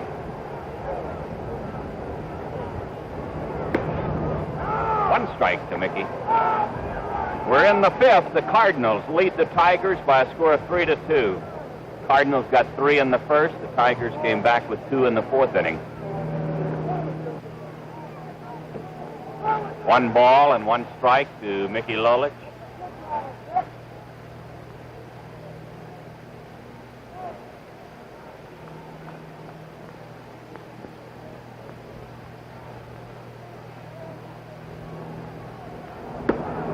Strike, quick fastball right in. 1 ball, 2 strikes. 3 runs on 6 hits and no errors for the Cardinals. The Tigers have 2 runs, 4 hits, and they've committed 1 error.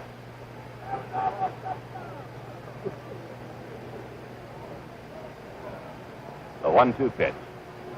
Curveball is outside, and it's 2-2.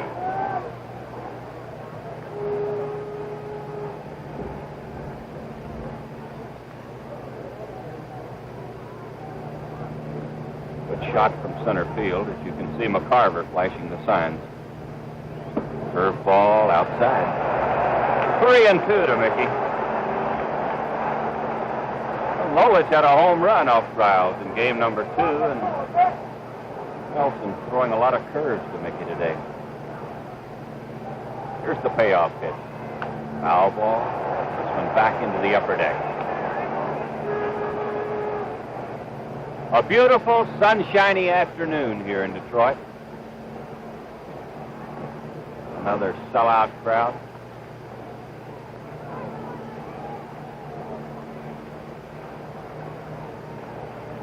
The 3-2 pitch.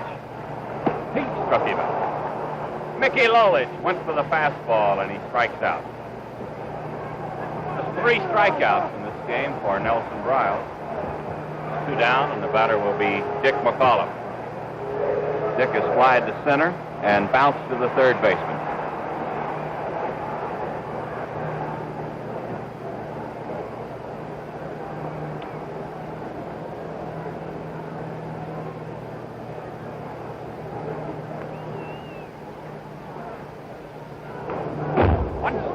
Dick. He had a good swing at a fastball. Foul tipped it back.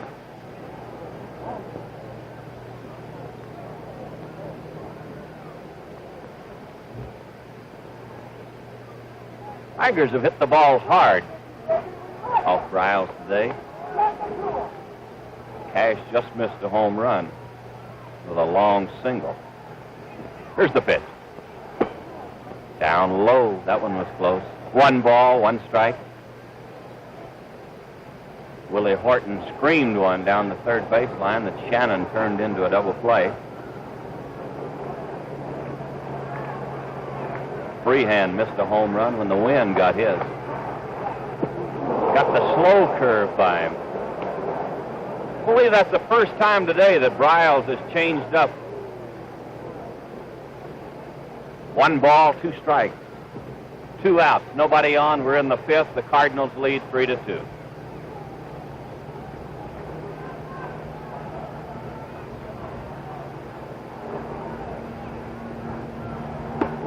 Inside. That evens the count at 2-2.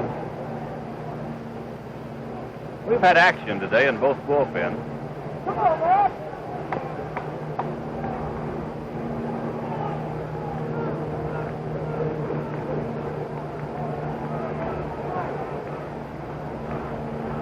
Here's the pitch coming up to McAuliffe.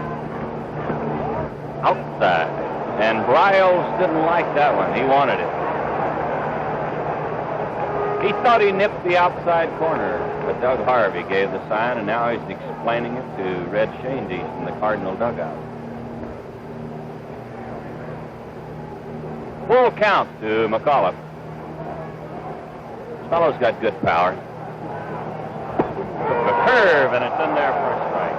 Riles came in with a 3-2 curveball, and he got it over. No runs in the inning, no hits, no errors, none left, and the score at the end of 5.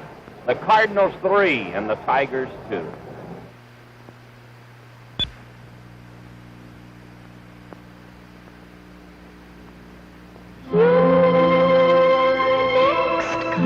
Announcing your next car, the great new Chrysler.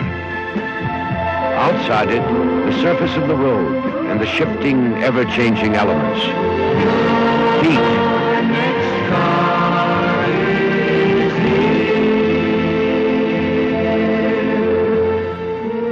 The wind, water and noise, the uncontrolled elements. Inside your next car, a controlled environment, A quiet cockpit where miniature memory systems monitor and complement your every driving habit. Your next car is The controlled environment is here. In your next car, the great new Chrysler.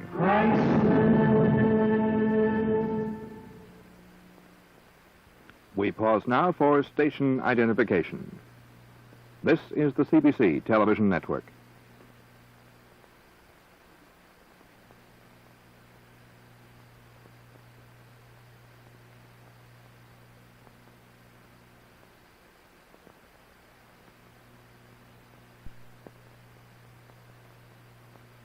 And Tim McCarver. Cardinals 3 and the Tigers 2 here in the top of the sixth. This fellow right here accounted for 2 of the 3 Cardinal runs in the first inning when he hit a 2-run homer. Cepeda has a home run, and he struck out in the 4th inning. Mickey Lolich getting ready. 1 strike. He foul tipped that one into the mid of Freehand. Cepeda hit a curveball for a home run. Lolich struck him out on a fastball in the 4th inning.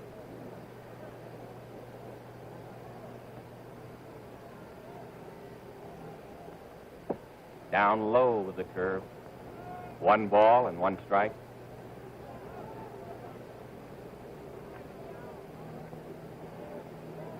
You can see Governor Romney of Michigan in the background here. Seated right next to the Tiger dugout. There's a high foul that'll be out of play back on the roof. 1 ball and 2 strikes. We've got another sellout here today, and it should be the same attendance, Kurt, we've had the first 2 days. 53,634. Needless to say, tickets have been at a premium here in Detroit.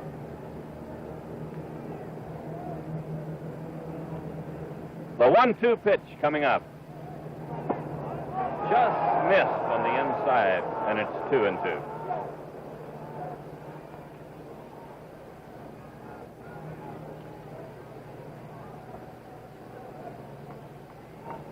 Lolich a little dissatisfied with that one. He didn't say anything, just sort of shook his head at Doug Harvey. Lolich very rarely argues on a pitch. Down low, and it's 3-2.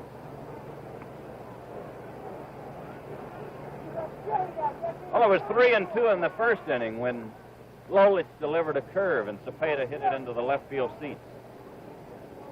We'll see what he throws 3-2 here.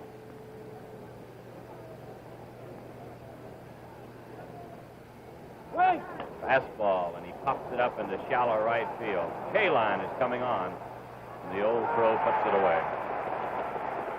No more curves, I guess, for Cepeda. He drilled him in on the fist with a fastball. That's 1 away, and the batter will be the third baseman, Mike Shannon. Mike flied to center field in the first inning. He was safe on an error by Norman Cash in the 4th. Tall, good-looking fellow.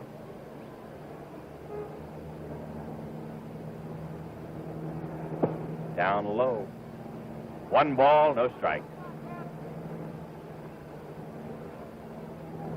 It's a top-coat crowd here in Detroit. I would imagine the temperature is around 60 degrees. This one's foul into the Tiger dugout.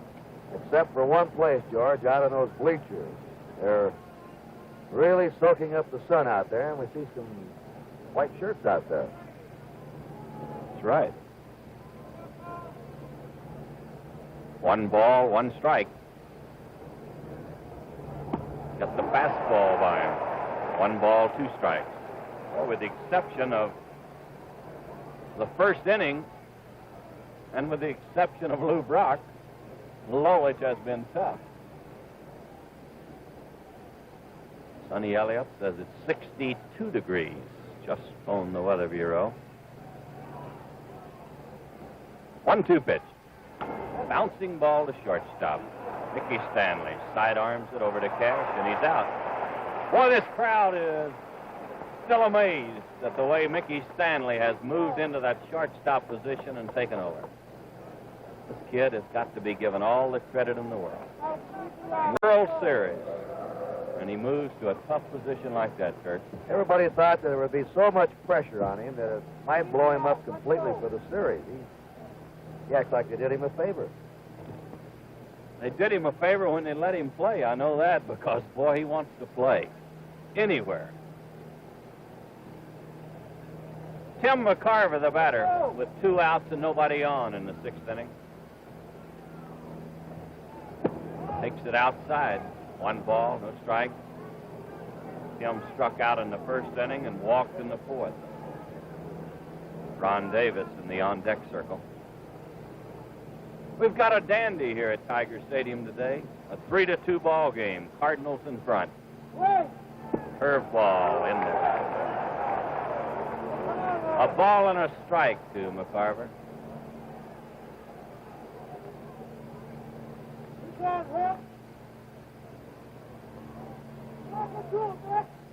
There's Mickey Lolich, and this is Mayo Smith, the Tiger manager. There's a drive to right. K-Line is there, puts it away. McCarver hit the ball hard, but straight to K-Line in right field. No runs, no hits, no arrows, none left, and the score as we go into the bottom of the 6th, the Cardinals 3 and the Tigers 2. Wherever you are, whatever you're doing, feel confident. Stay dry with new Right Guard Antiperspirant, a completely new product from Right Guard. Right Guard Antiperspirant is a new defense against perspiration. It contains a tested agent that checks perspiration wetness. Feel confident. Stay dry. Get new Right Guard Antiperspirant in the silver can. Give me a dozen lemon limes. What? Lemon limes. Look, I can give you lemons or limes, but there's no such thing as a lemon lime. No? Well, what do you call this? Gillette Foamy with lemon lime. Oh, smell it. It's not sweet like plain lime. The lemon keeps it tangy. See that? Gillette Foamy with lemon lime. Now could you give me a dozen lemon limes? Sure, mister. 1, 2, 3, 4, 5. We've got Mr. Cub here, Ernie Banks. Ernie, you played against Brock. I heard you used to step on his toe when he got on first base. Well, I tried to. I tried to actually trip him up before he took off for second base, but he's a great ball player, Tony. The Tigers look tough. They are. They're really coming back. They have a lot of momentum going now, and it looks like it's going to be a great ball game. Ernie Banks, we're looking forward to seeing you in the World Series someday. Let's get back upstairs. Here's the pitch to Mickey Stanley, and he takes it up high. 1 ball, no strikes. Mickey had a triple his last time up, and he scored the first Tiger run. He's 1 for 2 today. It'll be Stanley, K-Line, and Cash leading off here in the 6th for the Tigers. Down low, and it's ball 2 and no strike. Cardinals lead by 1, bottom of the 6th inning. They've out-hit the Tigers 6-4.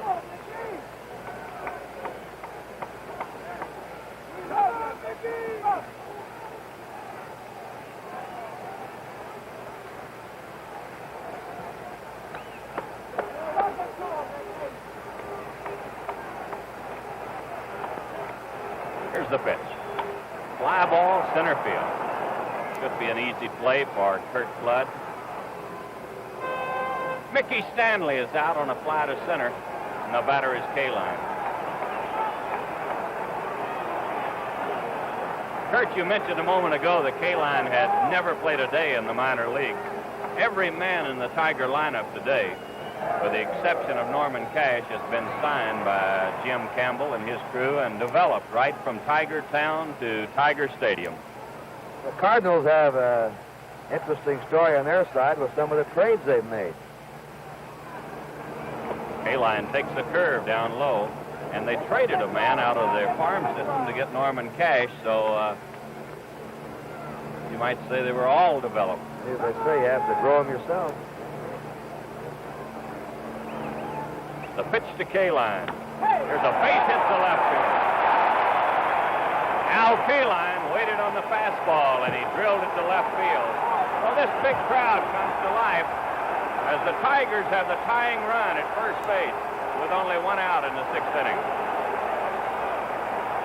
And the Cardinal bullpen is going to come alive. George getting back to that farm system. You look out there in the field right now, and Brock, Flood, Javier, and Cepeda came to the Cardinals from other ball clubs and trades they made. Norman Cash, the batter. He's had a single and a sacrifice fly today. Batted in a run. One strike. Norman's single, this is Willie Horton in the on-deck circle. Norman Cash single just missed being a home run by a foot or less. A line drive that hit the top of the fence.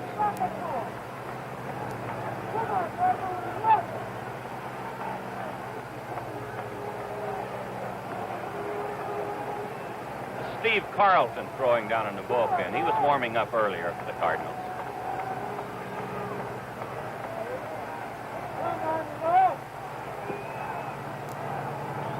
Cash takes it outside. It's 1 ball and 1 strike. That single by Kaline was hit number 5 off Briles. Cardinals have 6 off Mickey Lolich. This big crowd waiting. They know with one swing of the bat that Norm Cash can put the Tigers in front. Outside. Ball 2 and strike 1.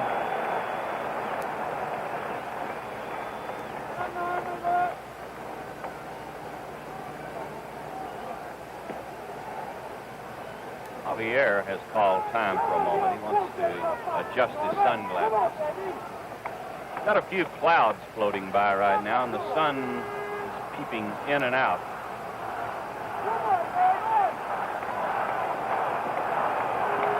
Norman Cash waiting on the 2-1 pitch from Nelson Briles. Kaline at first, 1 out. Down low. Ball 3 and strike 1.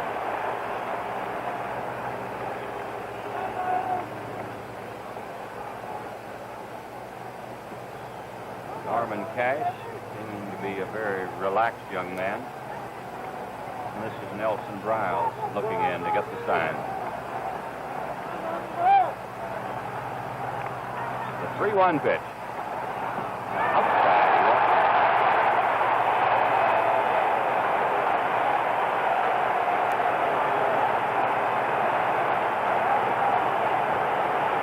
Norman Cash gets the walk, and that brings Billy Muffet out of the Cardinal dugout. Billy, the pitching coach of this ball club, and very hurriedly coming out to the mound. As Kurt pointed out to you the other day, this is the way he pitched.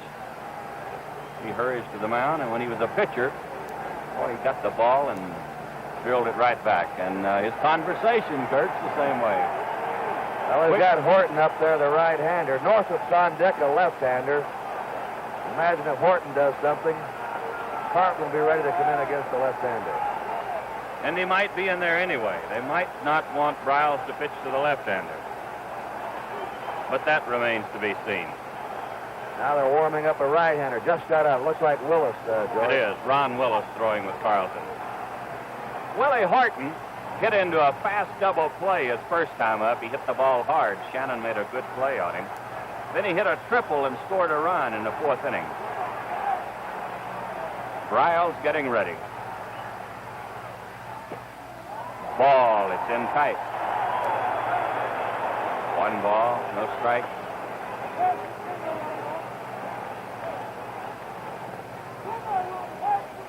Briles got the first batter this inning, Stanley, on a fly to center.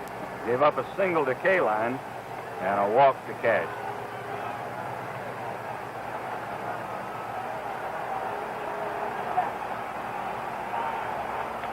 This one's tapped down the first baseline. Cepeda will make the play to first base unassisted. Briles took something off the curveball, and Willie hit it on the end of the bat. and just dribbled it down the first baseline. So now the Tigers have runners at second and third with 2 outs, and the batter is Jim Northrup. He had a single and a run batted in his last time up. And a base hit here could put the Tigers in front. And they're going to put him on. Northrup's going to get the intentional pass.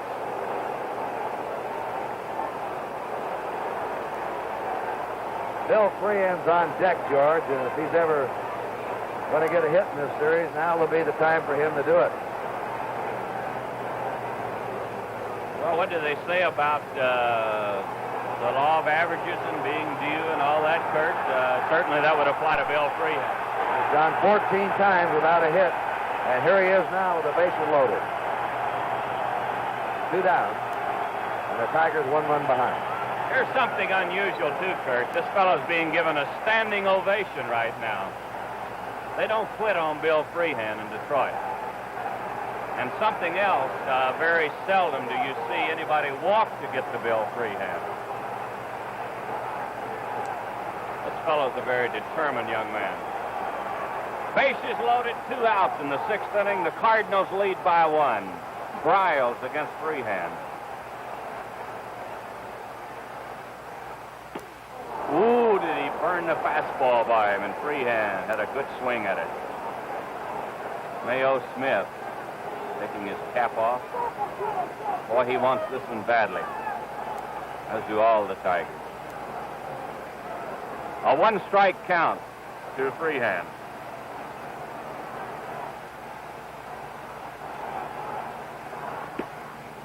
One ball and 1 strike. Riles is throwing harder right now than he has at any time in this ball game. You can see the base runners. Northrop at first, Cash at second, Kaline at third, 2 outs. Cardinals lead by 1 run in the 6th inning.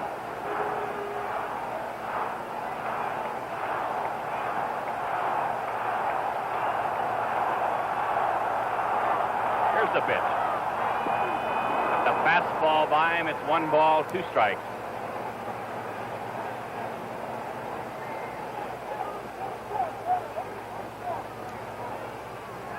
Nelson Briles going to the fastball here against Bill Freehand.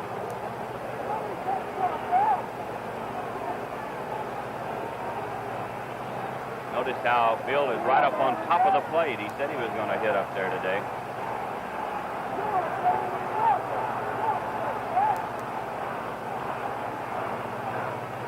Briles taking a little time. Here's the pitch. Ground ball to the shortstop. Easy play for Maxwell as he slips it over to second. So the Tigers threaten and fail to score. No runs on 1 hit. There were no errors. 3 left. And the score at the end of 6, the Cardinals 3 and the Tigers 2. Action.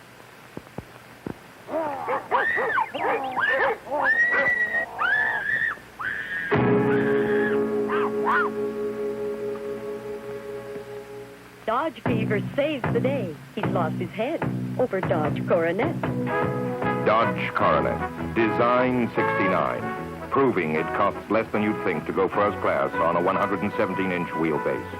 Coronet, trim enough outside to handle quickly, easily, big enough inside to handle a crowd in comfort. 17 Coronets to choose from, including the Coronet Super B with 383 cubes of standard V8. A wild new way to get Dodge Fever.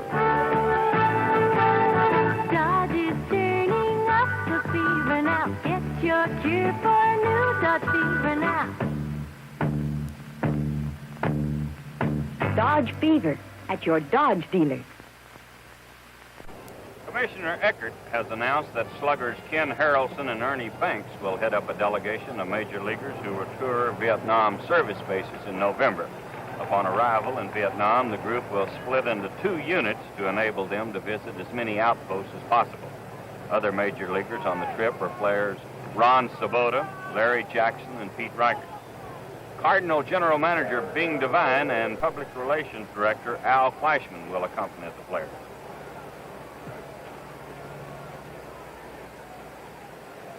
Ron Davis to lead off in the 7th inning for the Cardinals.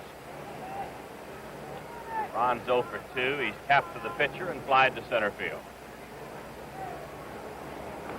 Tries to bunt, but he fouled it back. 1 strike. 3 runs on 6 hits and no errors for the Cardinals. The Tigers have 2 runs, 5 hits, and they've committed 1 error.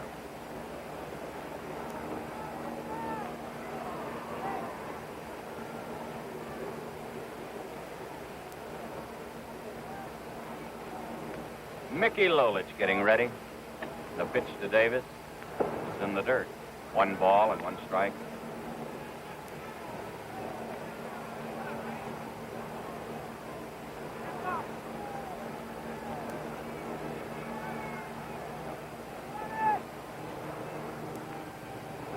Got him on a curve. 1 ball, 2 strikes.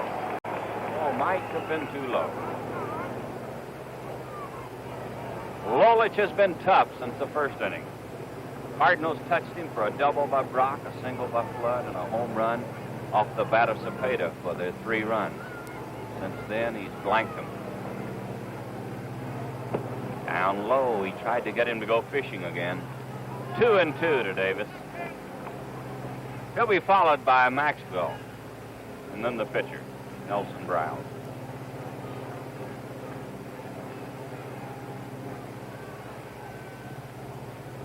A 2-2 pitch.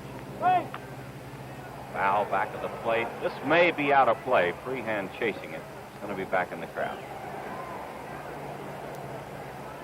Still a ball 2 and a strike 2 count. Tigers had a big shot at Briles. In the 6th inning, they loaded the bases with 2 outs. Freehand bounced to the shortstop. Dow Maxwell in the on-deck circle. And the 2-2 pitch coming up to Davis. Outside, and it's 3-2.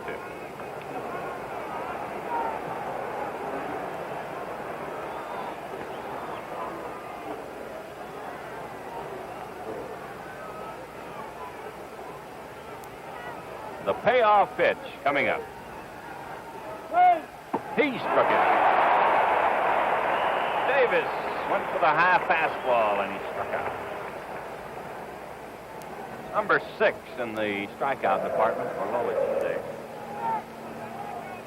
The batter will be the shortstop, Dow Maxwell. He bounced to Stanley at shortstop in the 2nd inning, struck out in the 4th.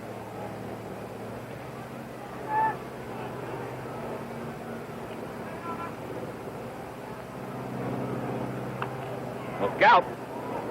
A line shot into the upper deck.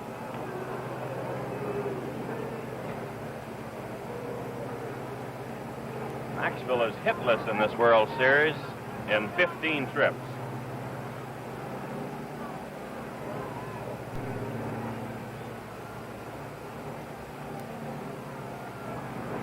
There's a bouncing ball that's speared by Cash. Let's see the throw to Lolich. He got him.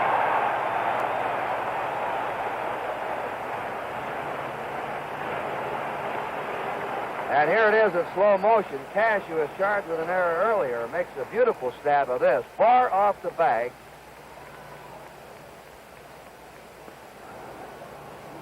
Now he has to turn and make a good throw to Lolich, coming along the line into the bag and just a step ahead of Maxwell.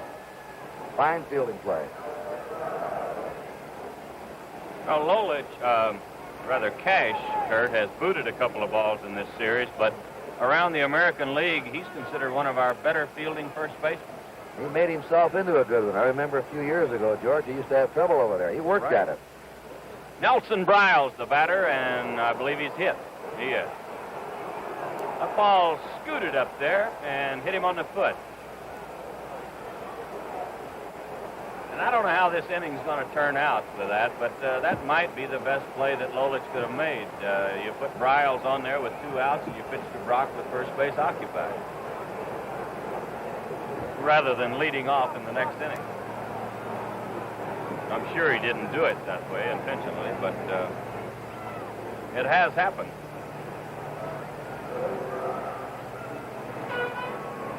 So here's that man, Lou Brock. He's had a double, a single, and a double today. A perfect afternoon. 3 for 3 off the left-hander Lolich.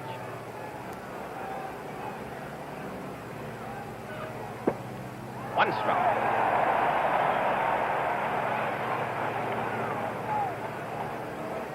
We're in the 7th inning in Detroit, and the Cardinals lead 3-2.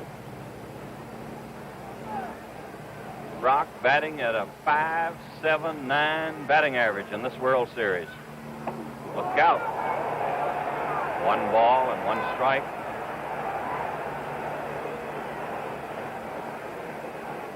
He's had 11 hits in 19 trips to the plate. Pretty impressive credentials.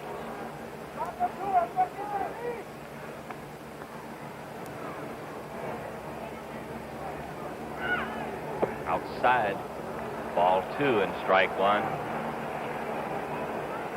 One thing wrong with that, this is Fred Lasher throwing in the bullpen for the Tigers. I was going to say the only thing wrong with Curt Flood's World Series record, Curt, what do you do for an encore? That's right. Hard to improve.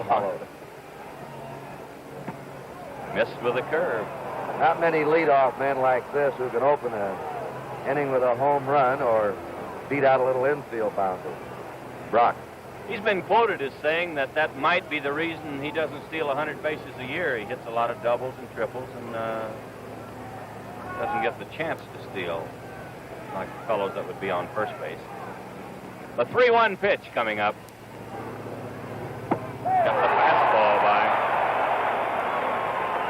3-2.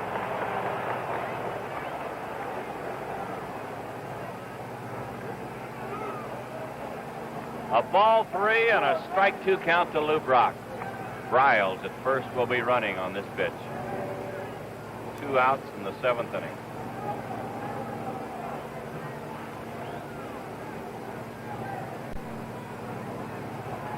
It'll be interesting to see what Lolich throws on this 3-2 pitch. Fastball hit hard. McAuliffe, a great play. The throw, and he got him.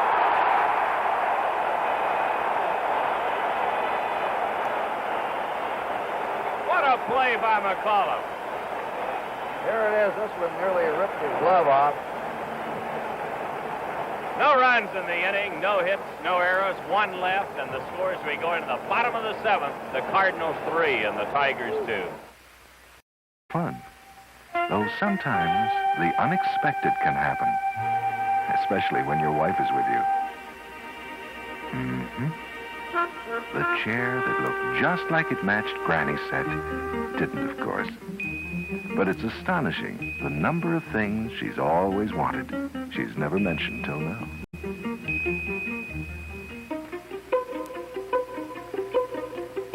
That's when it's nice to have cash on hand at the Commerce.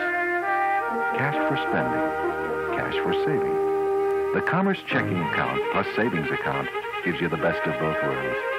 Lets a man be his own master. Yes, sir. Weekend drivers sometimes get an unexpected bonus, especially when they keep cash on hand. Keep cash on hand at the Commerce. We'll go down and get Tony Kubek right now. Next year, the Major Leagues will have 4 new clubs. One of those is San Diego Padres. The manager of that club will be Preston Gomez. Preston, we welcome San Diego and you to the big leagues. Thank you, Tony. I'm looking forward to October 14th to get the players. I guess you are, and that's important to you, and good luck to you next year. Let's go back upstairs. Don Wirt will lead off for the Tigers in the 7th, and we've got a pitcher throwing in the bullpen, so we might have a pinch batter for Lolich in this inning. Wirt's 0 for 1 officially. Takes a curve down low. This is Fred Lasher throwing in the Tiger bullpen, and left-hander Joe Horner throwing in the Cardinal bullpen. Tapped at foul. No, George, I'm still marveling at that play McAuliffe made. You can't hit a ball any harder than Brock did that time. Way to get him out, I guess. He nearly lost the hand of the second baseman on it, but That was a great play by McAuliffe. This is Joe Horner in the Cardinal bullpen. 1 ball, 1 strike to Donworth.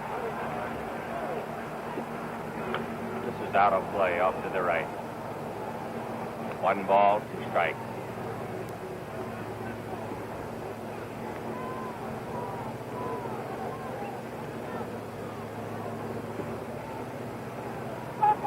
Tigers needing a run to get back in this ball game. The Cardinals lead 3-2. A pitch to work. Curveball is in there, and it's called out on strike. Nelson Briles broke a dandy right over the heart of the plate.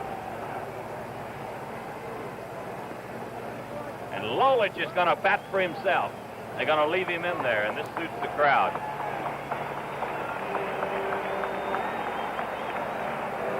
Pretty tough to take this fella out. He gave up 3 runs in the first inning, and he's blanked them in the next 6.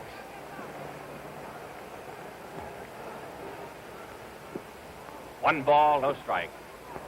I would imagine, Kurt, that Mayo Smith is figuring that Lolich maybe will shut him out the rest of the way, and the Tigers, with the top of their batting order coming up in the 8th and 9th. Maybe looking for a break, or maybe one swing of the bat with somebody on. One swing of the bat. They've done it so often this year. Ball 2 and no strike. Lolich has been by far the best pitcher he's had. Well, he has been by far the best pitcher the Tigers have had in this World Series.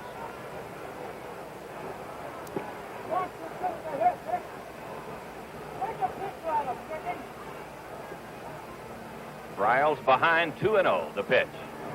Got it in there. Ball 2 and strike 1. Lolich is not a bad hitter. He hit a home run in game number 2, and he gets his bat on the ball.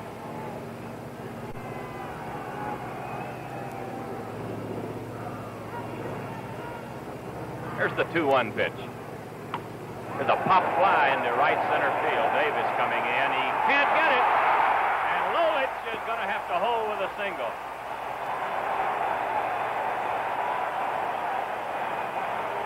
Javier made a good play.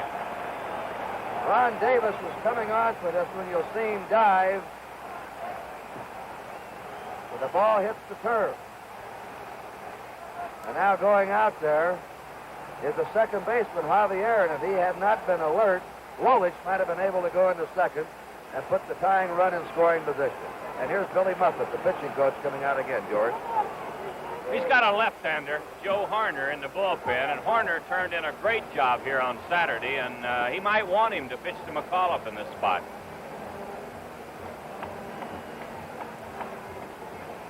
He does. The call has gone out, and we're going to get Joe Horner. There's a break in the action here at Detroit with the score, the Cardinals 3 and the Tigers 2.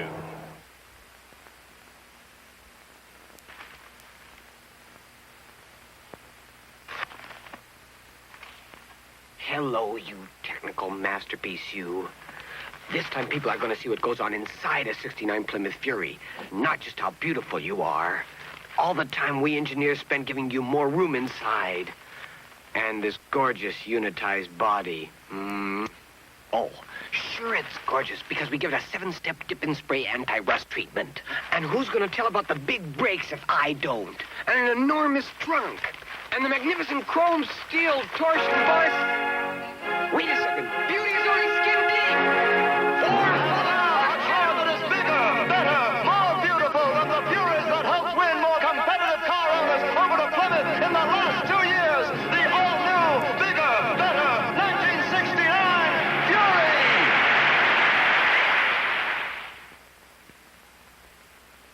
Let's go down in the stands and find Tony Kubek. Thank you, George Kell. A moment ago, we met Preston Gomez, manager of the San Diego Padres. Standing to my left right now, the manager of the Montreal Expos, Gene Locke. Gene, what are your plans for October 14th when you select your players? Well, it's not going to involve many players that are playing in this game today, Tony, because we're not going to get this high caliber of player. But we've thoroughly scouted every organization in baseball and all their minor league players, and we think that if we can spend our money wisely, we can come up with a representative team. Gene, you played against Bob Gibson, you managed against him. You've managed against Lou Brock. What do you do with that Brock?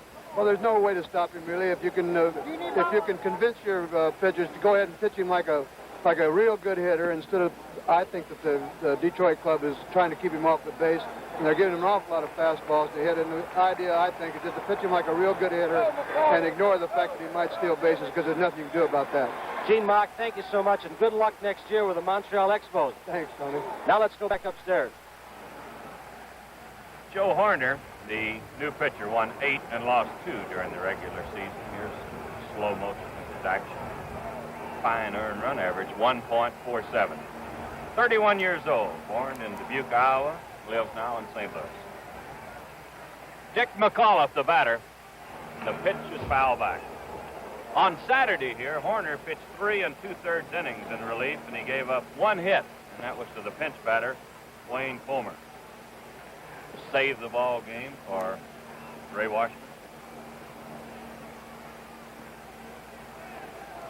1 strike to McAuliffe.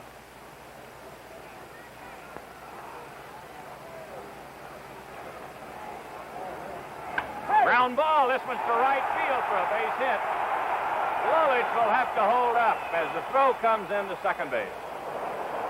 McAuliffe came through with a bouncing single into right, and the Tigers are threatening in the 7th inning. They loaded the bases in the 6th. And here in the 7th, they have runners at first and second with 1 out. Woolwich nearly made too big a turn there at second. He got back as the throw came into Javier, and that was what the crowd was oohing about. Well, the Tigers have their right-handed batters coming up with Stanley and then Kaline against Horner. The tying run is at second base. The lead run at first with only 1 out. Mickey Stanley's had a triple today in 3 trips. Ball, it's outside. 1 ball and no strikes.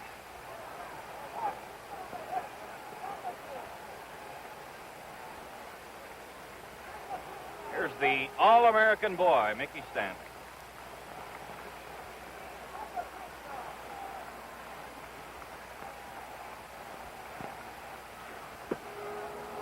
Strike, he cut the corner. 1-1.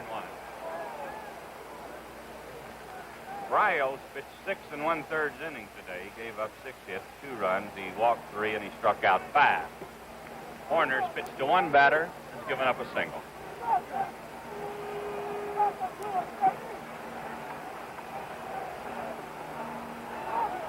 One ball, 1 strike to Stanley.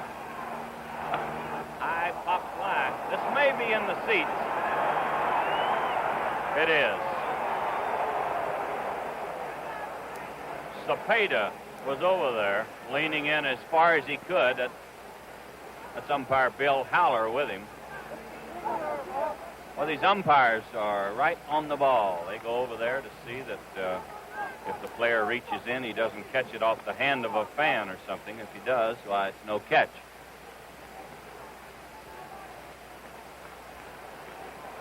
One ball, 2 strikes to Mickey Stanley. Tigers trying to get back in this ball game. They trail 3-2 in the 7th inning.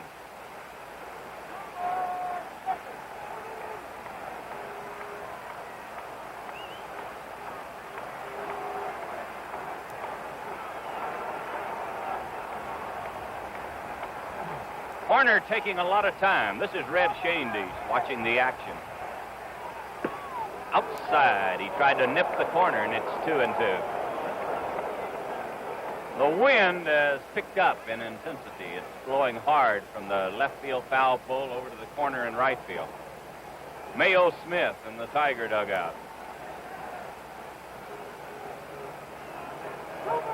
Everything riding for the Tigers today. They cannot afford a slip.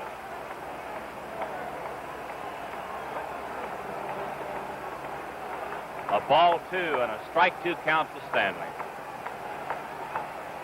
Inside. Almost hit him with that one. 3-2. Here's a big decision to make, Kurt. Do you start those runners with Kaline coming up next, or you take a chance on a ground ball double play? That's why they pay managers big money. I doubt they'll be running with Lolich at second, but they might. He's a pretty good base runner. 3-2 to Mickey Stanley. Down low, and he walked him.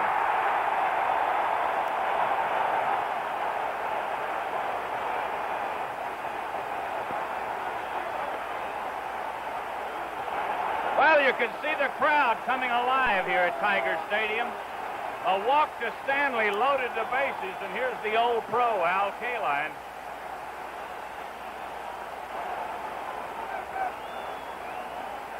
Bases loaded, 1 out. Cardinals lead by a run in the 7th inning.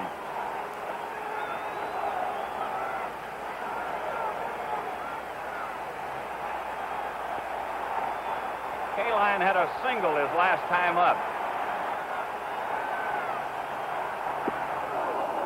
1 strike on a fastball. Horner throws a good live fastball that will run away from the right-handed batters. He'll throw it toward the center of the plate, and it'll run away to the outside part.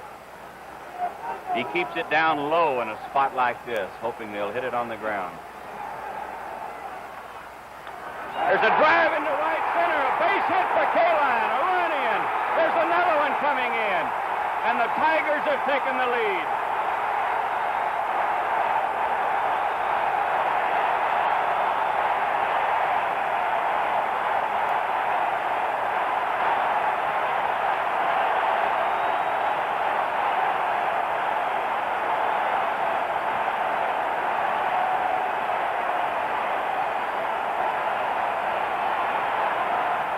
Al Kaline's had a lot of hits in his career, George.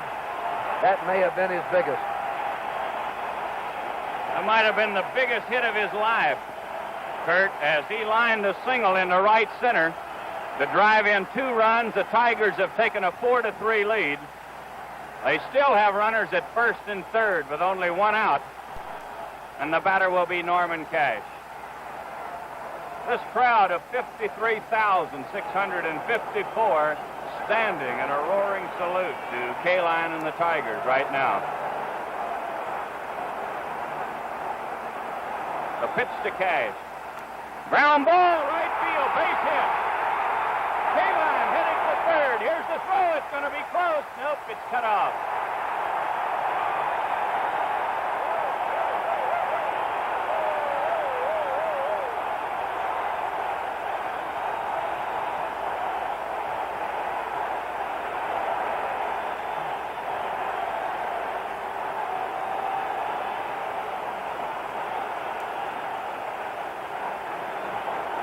Billy Muffet coming to the mound. Norman Cash hit the first pitch, a sharp ground ball into right field, driving in the runner from third, and Kaline, with some daring bit of base running, raced to third base. Davis' throw was offline toward the left field line, and here's the new pitcher coming in. It's going to be Ron Willis.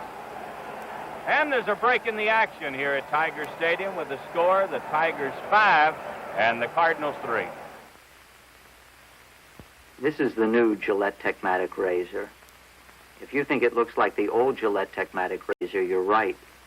The only difference is this little gadget on the cartridge. Now it's set for light beards like mine. But turn it, and you get a slightly closer shave for slightly heavier beards like mine. Turn it again, and you get an average shave for average beards. The same shave you got from the old Techmatic. Now, turn it again, and I can get a good close shave. Another turn. And even with a stubble like mine, you'll get as close a shave as you can get from any other razor, plus all the things you can't get from any other razor. The lever to change edges, the razor band for less nicks, the light feel, the new adjustable Gillette Techmatic. The almost perfect razor made perfect.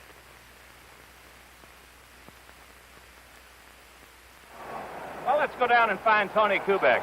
Thank you, George Kell. We're talking down here behind the Cardinals dugout to Bob Skinner, manager of the Philadelphia Phillies. Bob, the Cardinals look great, but these Tigers just don't want to give up. No, sir, Tony. They're coming back in this game just like they've done all year. And like you say, the Cardinals have an exciting ball club. They do everything, but so do the Tigers. And they're showing it right here in this inning. They're coming back. They're playing well, and they haven't given up, and they're going to go on. And probably this thing will probably go a lot further than a lot of people think it will. You think we'll see Gibson pitch another ball game then? I certainly do, because they've got their momentum going right now. They've motivated themselves, and they've come right back out of a losing situation. They're winning now, and they're going to be tough. Bob Skinner, thank you so much. Good luck with the Phillies next year. Nice to have you. Thank you, Bob. Let's go back upstairs. This is Ron Willis showing a little of his slow motion delivery. Ron, 25 years old, lives in Memphis, Tennessee, pitching to Willie Horton. Willie fouls it back and out of play. Horner did not get a man out. He gave up 3 hits, 2 runs, walked 1. We've got an all Memphis, Tennessee battery right now. Ron Willis, born in New Bern, Tennessee, now lives in Memphis. And Tim McCarver, of course, a Memphis, Tennessee boy. It's 1 strike to Willie Horton. Runners at first and third. Still only 1 out. The Tigers have taken a 5-3 lead. He pops it up on the infield. Shannon at third base in foul territory makes the grab. So Willie Horton is out on a pop-up. That's out number 2, and the batter will be Jim Northrup. Willis getting a big man in a tough spot there.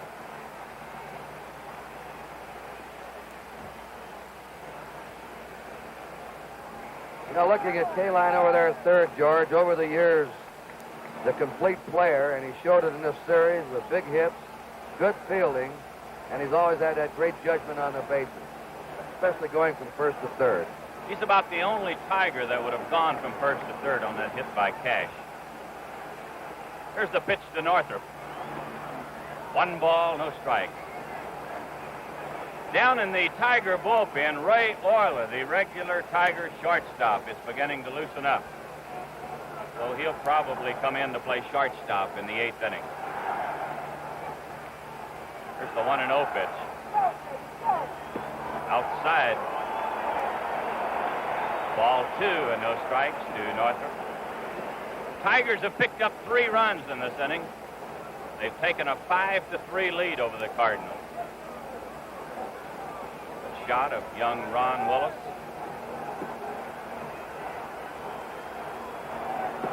Outside. 3-0 to Northrup.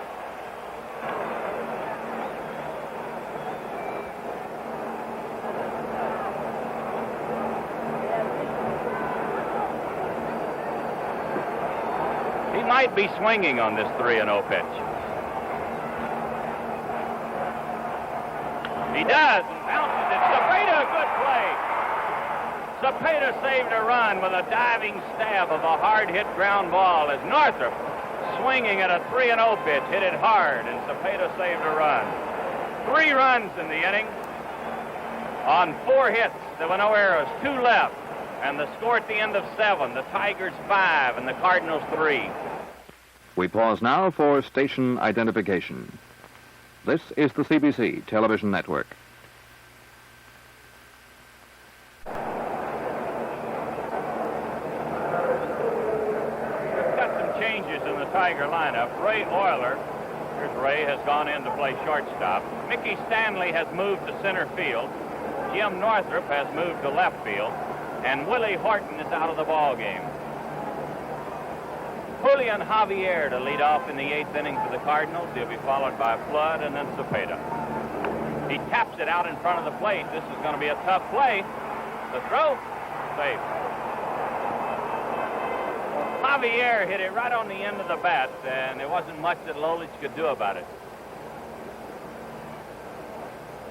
An infield single for Javier. He's at first with nobody out, and the batter will be Flood.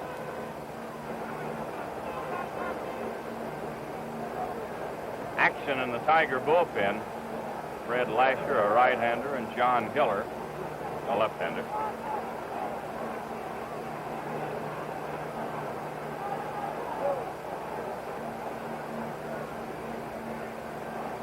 be the runner at first base. That's Javier, along with Norm Cash. Cardinals 3 and the Tigers 5. We're in the 8th inning. 1 ball, no strikes to Kurt Flood. Kurt's had a single today in 3 trips.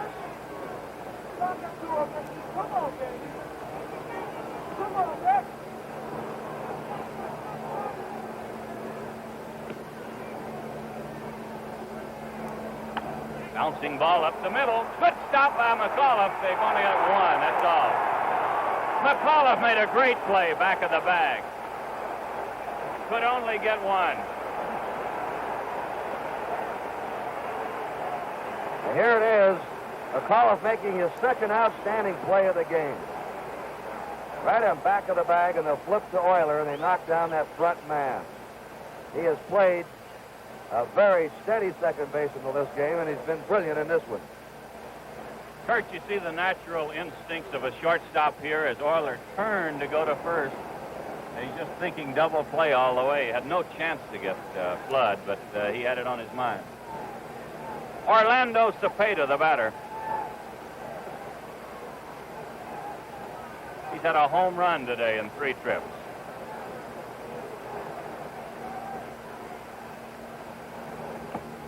One strike to Cepeda. He hit a curveball into the left field seats in the first inning, and I don't think he's seen a curve since.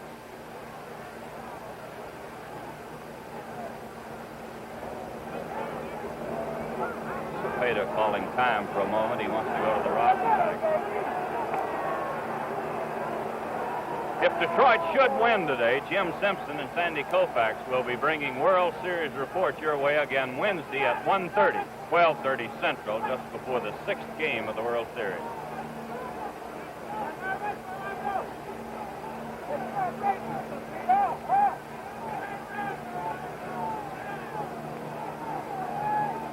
One strike to Cepeda. We're in the 8th inning, a runner at first, 1 out. The Tigers lead by 2. High pop fly into shallow right. Kaline coming in, calling for it. He puts it away. Cepeda is out on a fly to right. That's 2 down, and the batter will be Mike Shannon. Lolich went right back to the fastball with him as he drilled one into the outside part of the plate, and Cepeda popped it up. There's Shannon, who's 0 for 3. He's been on once today. Safe on an error in the 4th inning by Norm Cash.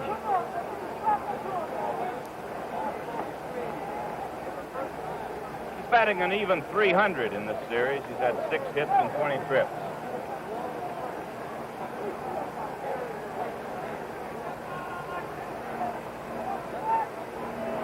Foul ball.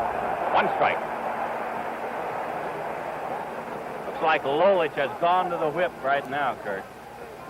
He right now is firing that fastball better than he has any time in the game.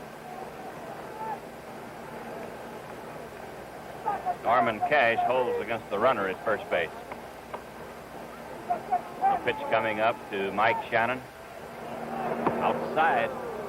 1 ball and 1 strike. I don't know what's going to happen the rest of the way, but you really have to give Lolich credit. They have scored 3 runs off him in the first inning. He toughened up. Just a very courageous game.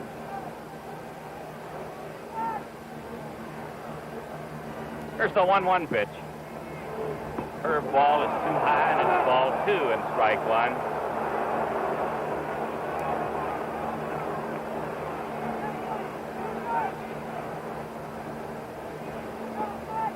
Tigers have out-hit the Cardinals 9-7. They've outscored them 5-3. A 3-run rally in the 7th. Put the Tigers in front. Here's a shot that's fouled on the third baseline. Shannon hit one like that yesterday, just inside the line. This one was about a foot outside.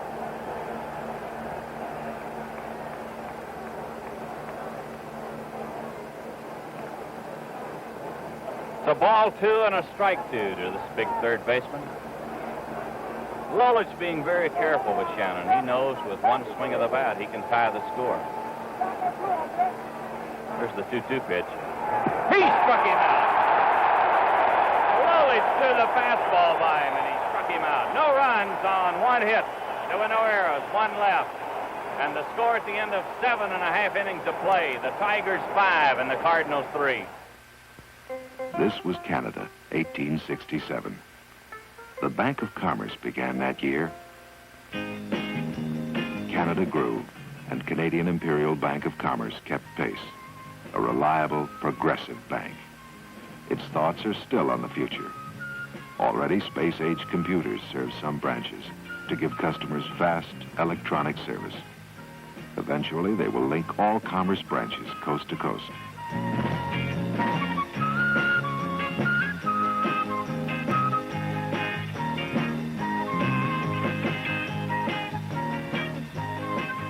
Also for the near future, Commerce cash dispensers. Conveniently located so that you can get instant cash day or night. Bank of Commerce, Bank of Commerce, Bank of Commerce, Bank of Commerce. One of the world's great banks. Let's go down to Tony Kubek. Thank you, George. I guess this fellow needs no introduction. Mr. Dizzy Dean. Dizzy, we going back to St. Louis? Tony, that's all indication we're definitely going back to St. Louis. These Tigers showed me today that they came from behind, and this Lotus is quite a guy, and it looks like we're definitely going to St. Louis. It's a great series. It reminds me of a lot like the 34 series, Tony. You've been in a few of them yourself, partner. You know what it is. Brock runs like that series gang you had that year. Yes, he's quite a ball player. A very graceful ball player. Very interesting-looking ball player. Dizzy Dean, thank you so much. Good luck to you. Let's go back upstairs. Thank you, Tony. Bill Freehand will lead off in the 8th inning for the Tigers. Freehand, Wirt, and then Lolich. 1 ball, no strike. Nope, it's a strike. Harvey giving us a delayed call, and then he went up with the right hand. 1 strike to Freehand. 2 strikes. He swung at a curveball. Bill is still looking for his first World Series hit.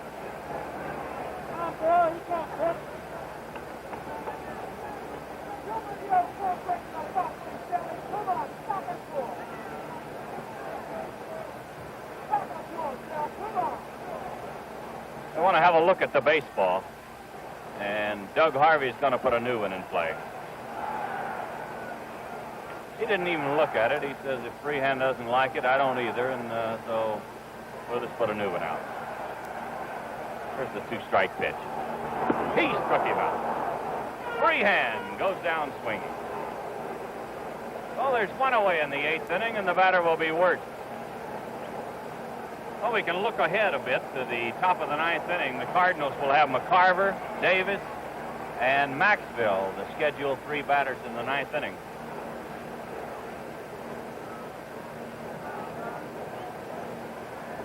Don Wirt, the batter. He lands it right into the glove of Ron Willis. A line shot that Willis speared on the mound. Oh, quickly, there's 2 outs, and here's Lolich, and he'll get a standing ovation.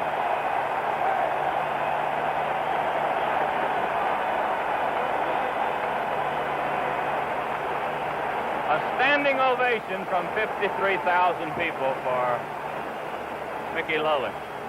And a well-deserved ovation, you might say. A bouncing ball to the shortstop. Maxville over to first, and the inning is over. So the Tigers go out quickly in the 8th. No runs, no hits, no errors, none left. And the score as we go into the 9th inning, the Tigers 5 and the Cardinals 3. This 5th game of the 1968 World Series is being brought to you live and in color from Tiger Stadium in Detroit, exclusively on NBC, where America watches more sports than on any other network. Well, we're in the 9th inning, and the Tigers need 3 outs to send this World Series back to St. Louis. Tim McCarver will be the leadoff man. He'll be followed by Davis, the scheduled batter, but Gagliano is out of the dugout, so it looks like he's going to bat for Davis, and then Maxwell is the scheduled 3rd batter in this inning.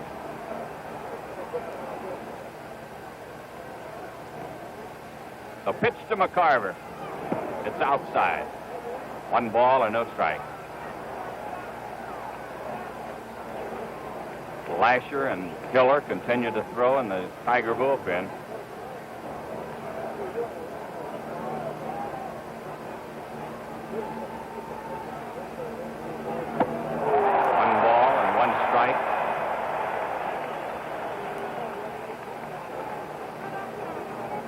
Carlton, a left-hander, throws in the Cardinal bullpen, and Hiller, a left-hander, and Lasher, a right-hander, in the Tiger bullpen.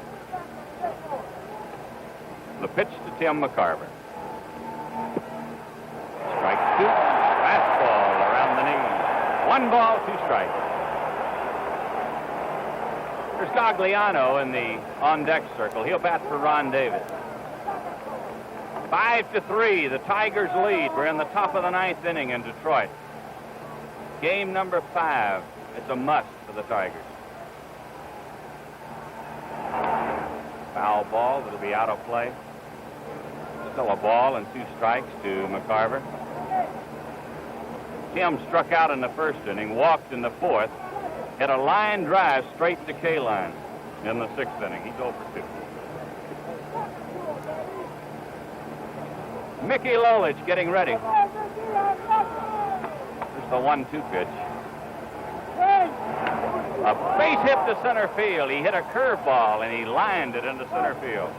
So McCarver comes through with a line single to open the 9th inning.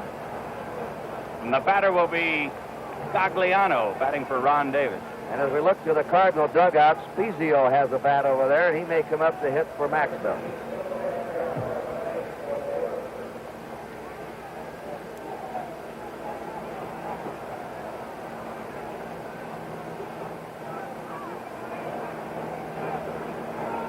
Bill Gagliano, the batter, with a runner at first and nobody out in the 9th inning.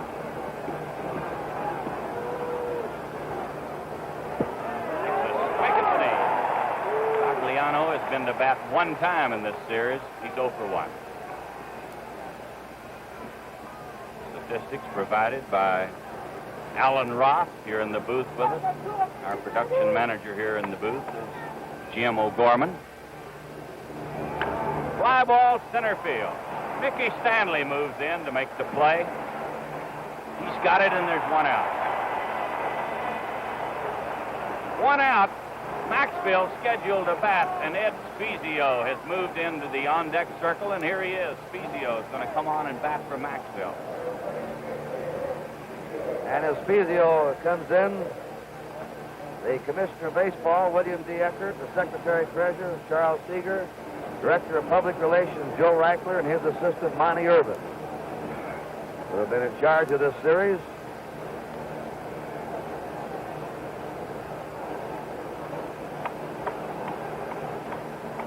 Here's Ed Spezio. He'll bat for the shortstop, Dal Maxwell. And Roger Maris has moved into the on-deck circle. He'll bat for the pitcher, Ron Willis. Mickey Lolich getting ready. Curve ball is in there. 1 strike. There's Roger Maris in the on-deck circle. Shane Deist has gone to his bench here in the 9th inning. Tigers lead by 2. McCarver at first base with 1 out. A foul ball that'll be out of play. 2 strikes. You know, Kurt, it's got to be tough to come off that bench and pinch hit against a man throwing as hard as Lolich and with the shadows as they are out there, and it's hard to see right now. That's right, George.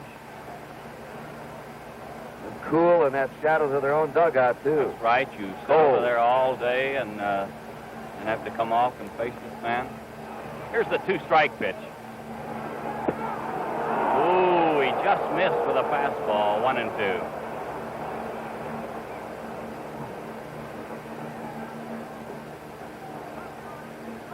He had 2 strikes on McCarver when he lined a single to center. Then he got Gagliano. Now it's 1-2 to Ed Spezio. The pitch. This one's fouled off to the left. Still a ball and 2 strikes.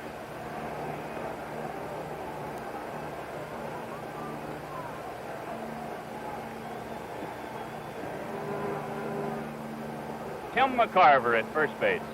Here's a shot from center field. He's showing you freehand, flashing the signs out to Lolich. See the batter standing in the darkness and the pitcher in the bright sunshine. And the 1-2 pitch just about ready to be delivered. Here it is. Foul tip. Almost got it by him. He foul tipped it in and out of the mitt of freehand. It was a good curveball. Lolich threw a lot of curves in St. Louis. He was not real fast. Today he's been quick.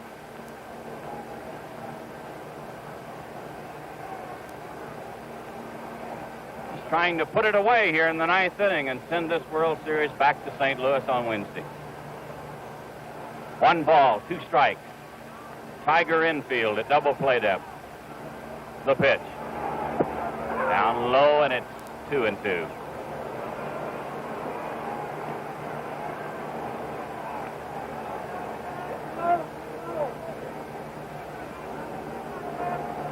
A ball 2 and a strike 2 count. It's Spezio batting for Dow Maxville.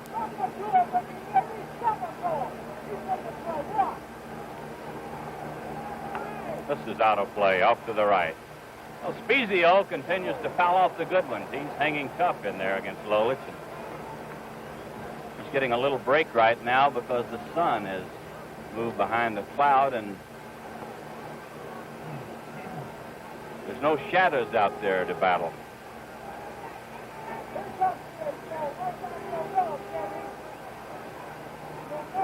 Lolich gets set. The 2-2 pitch. Another foul. It'll be out of play.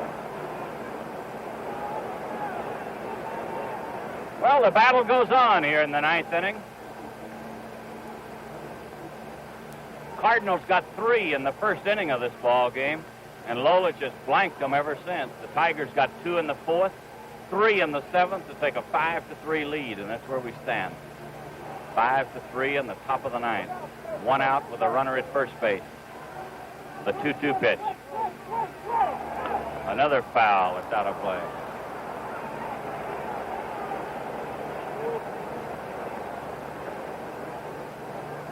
Lolich keeps pumping the fastball at Spezio in this spot and is fouling it back.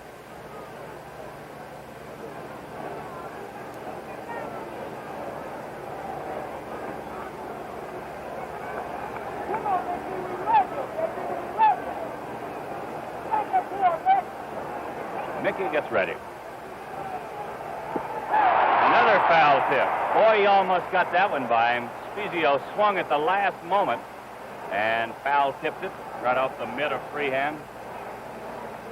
Catchers will tell you that there's no way to catch a foul tip. It either lands right in the mitt and stays there, or it doesn't. You can't judge it. If it deflects it an inch or so either way, it's going to hit on the side of the mitt and bounce away.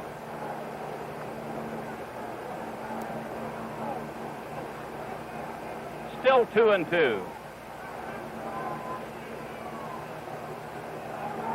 Curveball hit foul. Well, he hits the curves foul and he hits the fastballs foul. It's about 7 that Spezio has fouled off, and the tension keeps building here at Tiger Stadium.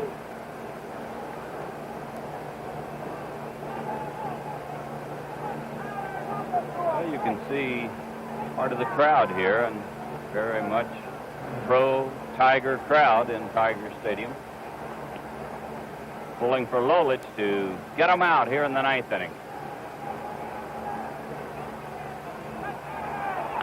Bouncing ball to left field. A base hit for Spezio. So the Cardinals keep fighting back. They've got runners at first and second with 1 out. And Roger Maris is going to bat. We're going to get a runner. I believe it's Schofield. Schofield's going to run for Spezio. Mayo Smith on the Tiger dugout. You see that situation. He couldn't come any closer to striking a batter out than Lolich did when that batter keeps fouling him off time after time. One of those times he comes through that base hit. You're right, Kurt. So the Tigers facing Roger Maris in this spot with 2 on and 1 out, and they lead by 2 in the 9th inning.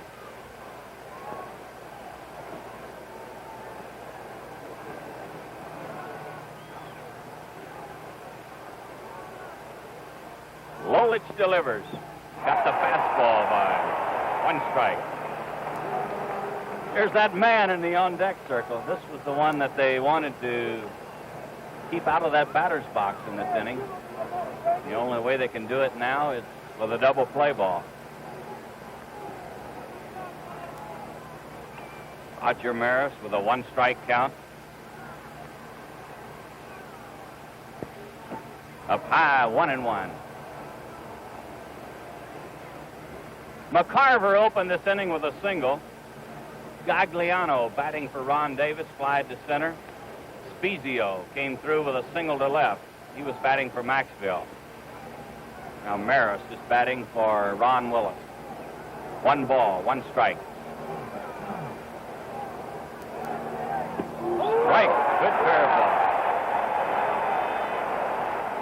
1 ball, 2 strikes. Mickey Lolich just exploded that curve right over the heart of the plate.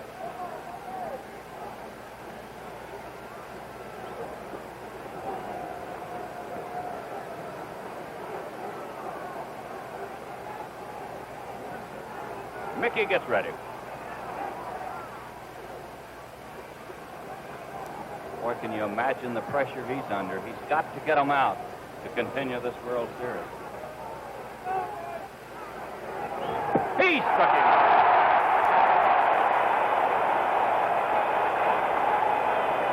Roger Maris went for a bad pitch and he struck out. That's out number 2, and the batter is Lou Brock.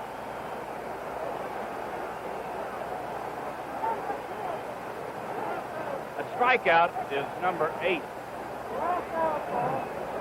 for Lolich today. They got Lou Brock out his last time up, Kurt, and his batting average dropped to 550 in this World Series. And they got him out on a ball that nearly killed McAuliffe. Nearly lost our second baseman. Well, this is the way championship ball games turn out. It comes right down to strength against strength, and Lolich against Brock with 2 on and 2 outs in the 9th inning, and the Tigers lead by 2. Brock's had 3 hits today and 4 trips. Fly ball that's foul and out of play. 1 strike.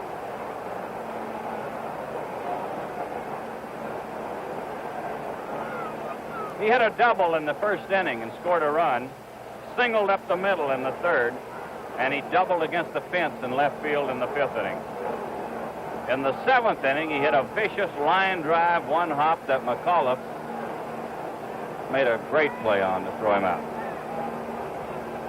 Standing in with a 1-strike count. And Mickey Lolich, very intense as he looks in. The pitch. Outside, it's 1-1. You don't see this Brock pull away from left-handed pitching. Once in a while, he'll give a little bit on a curveball, but not much. He stays right there.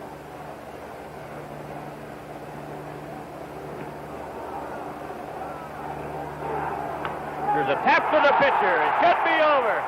Over to Cash, and it's all over.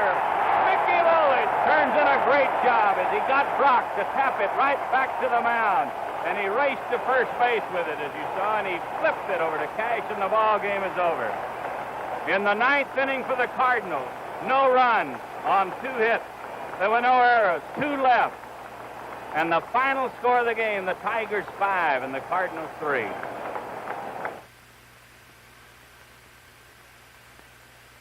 Wherever you are, whatever you're doing, feel confident. Stay dry with new Right Guard Antiperspirant, a completely new product from Right Guard. Right Guard Antiperspirant is a new defense against perspiration. It contains a tested agent that checks perspiration wetness. Feel confident. Stay dry. Get new Right Guard antiperspirant in the silver can.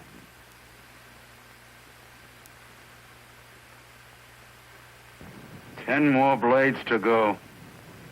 5 blades to go. 3. Just 3 blades to go.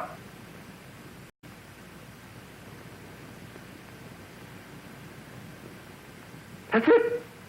I used up all the old blades. Now I can use the new Gillette Super Stainless Steel blade with the miracle plastic coating on the edge. They say it's supposed to spoil you. The spoiler.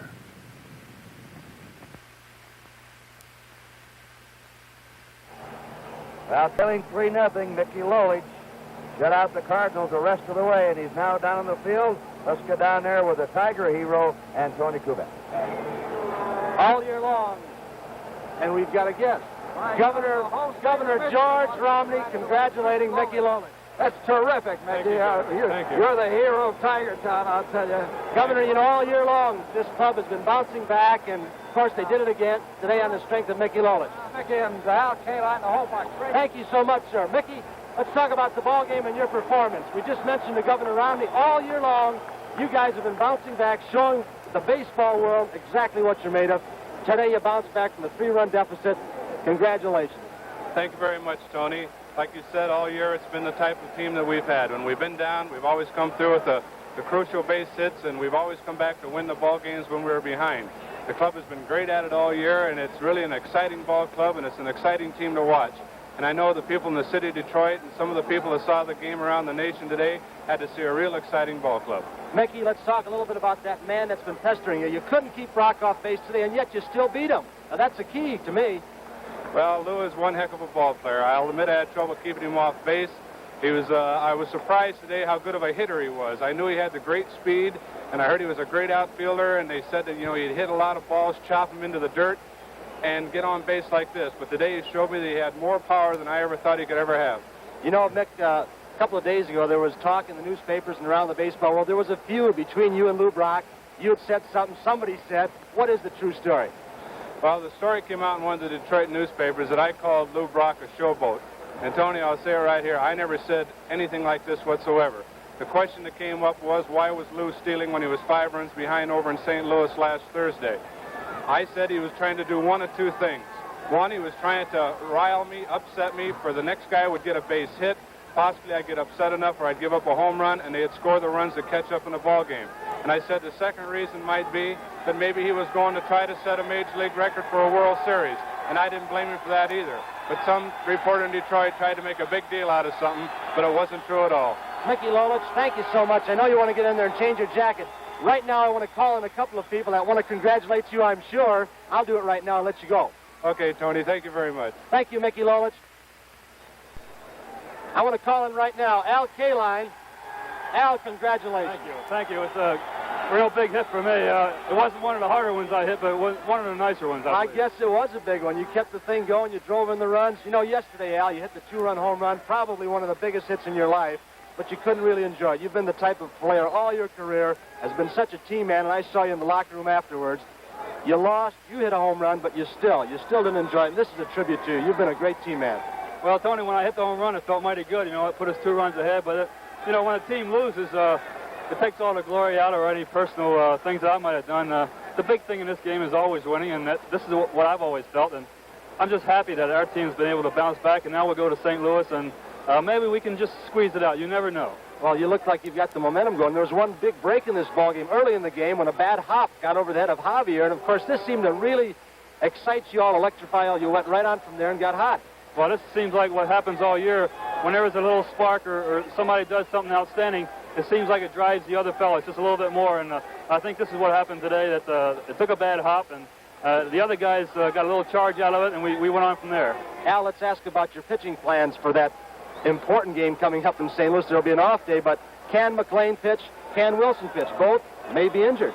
I doubt very seriously whether either of them will pitch in that series. I think Mayo Smith's plans right now will go with Joe Sparma and the whole bullpen, and probably come back with Lolich again. In other words, you do not think that McLean or Wilson will see any more action in the series? I really don't think so. McLean's arm's bothering him quite a bit, and Earl's leg is just too bad for him to go out there and pitch. And I think Joe will come up with a big game, and we have some good boys in the bullpen, and maybe the pressure won't be so great now.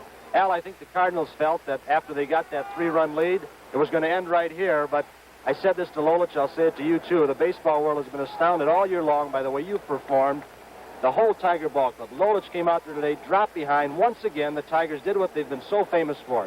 The power, and today it really wasn't a heck of a lot of power, but you just put things together and you win ball games in the late innings. What is it? What's going on the bench? Who's egging you on, or is it just his personal pride? Well, it's pride. You know, we're representing the American League, and we haven't been a very good representative so far. You know, we were saying, let's go out and play a good ball game and do the best we can. If we lose, fine, but we got a lot of pride at stake. We're representing the American League, and we just want to do a better job than we've been doing. Al Kaline, thank you so much. I like to call in a person that you know very well. Mr. Fetzer, I like to call in the owner of the Detroit Tigers right here, and I know he wants to congratulate you, Mr. John Fetzer.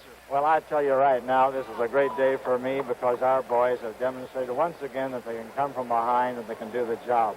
And Al here has shown himself to be a pro all the way through, and I couldn't be more proud of a ball player in my life than I am Al Kaline.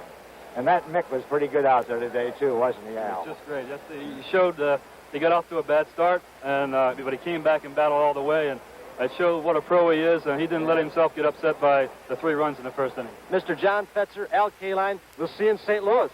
Yes, we'll be there, and we'll play our best. Thank you so much, Al Kaline. Thank you, Mr. John Fetzer. Now let's go back upstairs. And thanks to Tony Kubek down in the field, this was one of the most exciting World Series games of recent years. The Tigers, who had not played well here in the field especially, sparkled with good plays today. McAuliffe made 2. Willie Horton threw Lou Brock out of the plate in the 5th inning. And then, of course, there are a couple of key plays. Kaline getting the hit with the bases loaded. But I think one of the keys of the game was 1 out and the Tigers trailing when Mayo Smith let Mickey Lolich hit in the 7th inning, and he started the rally with a Texas leaguer in the right center, George.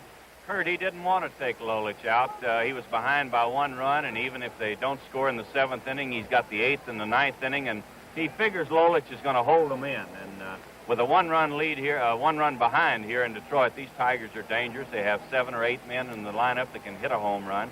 And this was his thinking, but Lolich surprised him. He got the base hit. He scored the tying run, and the Tigers went on to win. And you can't give too much credit to Mickey Lolich, who just pitched a great ball game here today. This was our first close game of the series. The Cardinals had won 4-0, and the Tigers 8-1. Then it was 7-3 and 10-1, and then coming back today. And by an oddity, the Cardinals have been excellent against left-handers all year. They won 35 and lost only 12, and now their 2 losses in the series have been to left-hander Mickey Lolich. And once again, let's go down to Tony. Thank you very much. We're talking to Joe Garagiola. Joe, these Tigers came back again. Unbelievable. I thought after the 3 runs that they would just kind of roll over and play a convenient ball game and try not to get hurt, go home and wait for the World Series check. But I think they surprised everybody. But, you know, Tony, really, Al Kaline, I think earlier today, that pride that he talked about, he and Cash were doing little subtle things to get this ball club to keep them going. And, you know, you can give a ball club a lot of lip service, but when they came to where it was a jam, Kaline got up there as much as to say, look, guys, I'm up here. I've been telling you all about it. I'm going to do it. And when he got that base hit, you could almost see it flip-flop around and the momentum switch. I can see now what a real leader can do, even sitting up in the stand. Sometimes you have to be on a bench, as you know, or in a dugout. But Kaline did a tremendous job. Joe, how about Lolich? He never gave up. 3 runs down, and here comes old Mick. Still throwing hard. He got the big man for the last out, Lou Brock. He's been just great. It was a great ending to a good ball game because Brock, you know, as the joke went, they were saying that Brock, with his records and everything, it came to where it was him and Lolich won it. But you know a thing about him, I feel, Tony, he's a real left-hander. Now, you know, I say this with a lot of respect, but it seems to me like left-handers just don't scare. You know, they look at you and say, Lou Brock, you got 2 hits, I can still get you, because I felt with Brock, he was 3 for 4, but he was still due. You know, and you had to worry about it. But Lolich, I think, is a fearless kind of a pitcher, and all I can say is that he as much as that you're not going to beat me. I don't care how many hits you got. A typical left-hander. Joe, we're going back to St. Louis, back to the Cardinals' home ballpark. The Tigers seem to have some momentum. What about the pitching plans? McLean and Wilson may not be able to pitch. Well, that's going to be their big problem. Of course, K-Line said just a few minutes ago the whole bullpen, they'll use everybody, including John Fetzer, I guess, if they have to. That's going to be a problem, the starter. They're going to have to jump out to an early lead because, you can talk to yourself, but unless you've got that lead, it's going to be a little bit of a problem. I would imagine Sparma would be his choice. Wilson's got a bad leg. McLean's got a bad arm. Sparma hasn't pitched that much. He must be going with about 37 days rest. Let's talk a little bit about the Today Show. All Have you right. made plans for tomorrow? Who's your guest?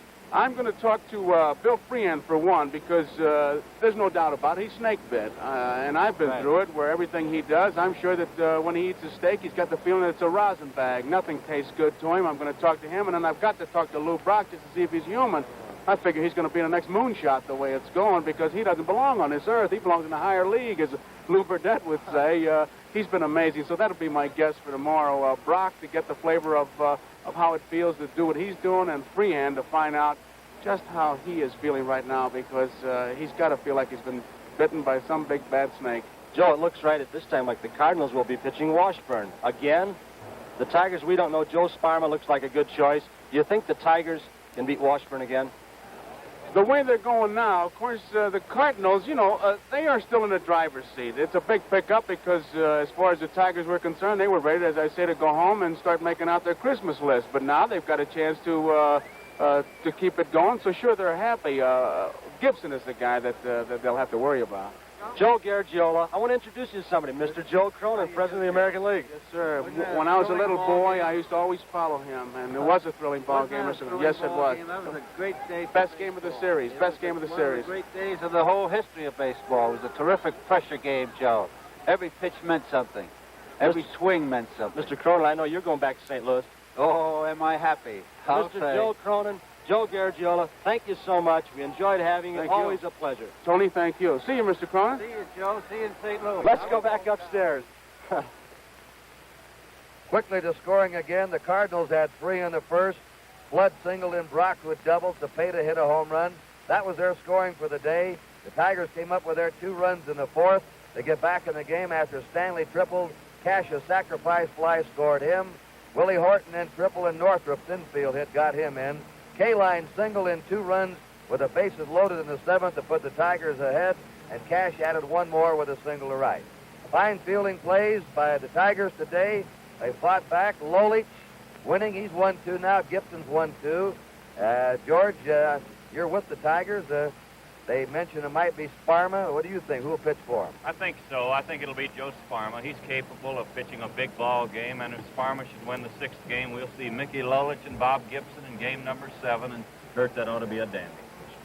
5-3, the final score. The Tigers win, and back we go to St. Louis now for Game 6, day after tomorrow. So this is Kurt Gowdy on behalf of George Kell.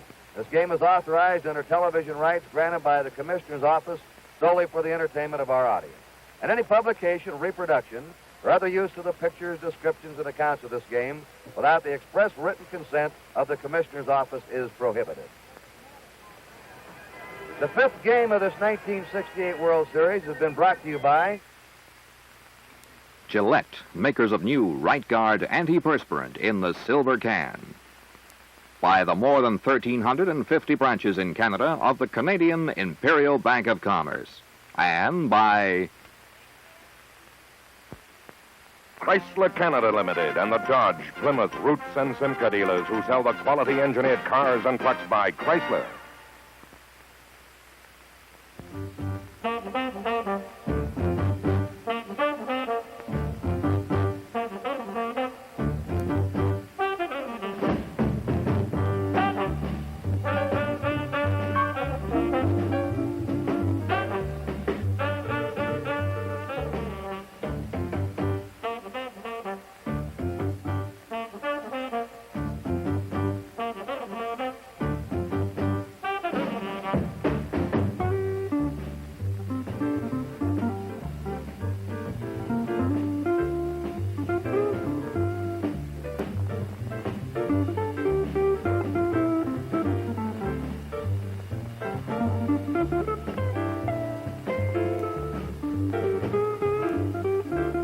Final reminder, Wednesdays over most of these same stations, the 6th game between the St. Louis Cardinals and the Detroit Tigers.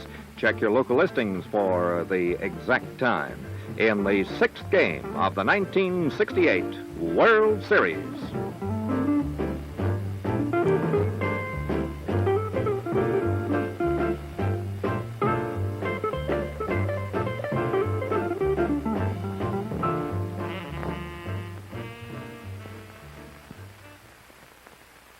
This is the CBC Television Network.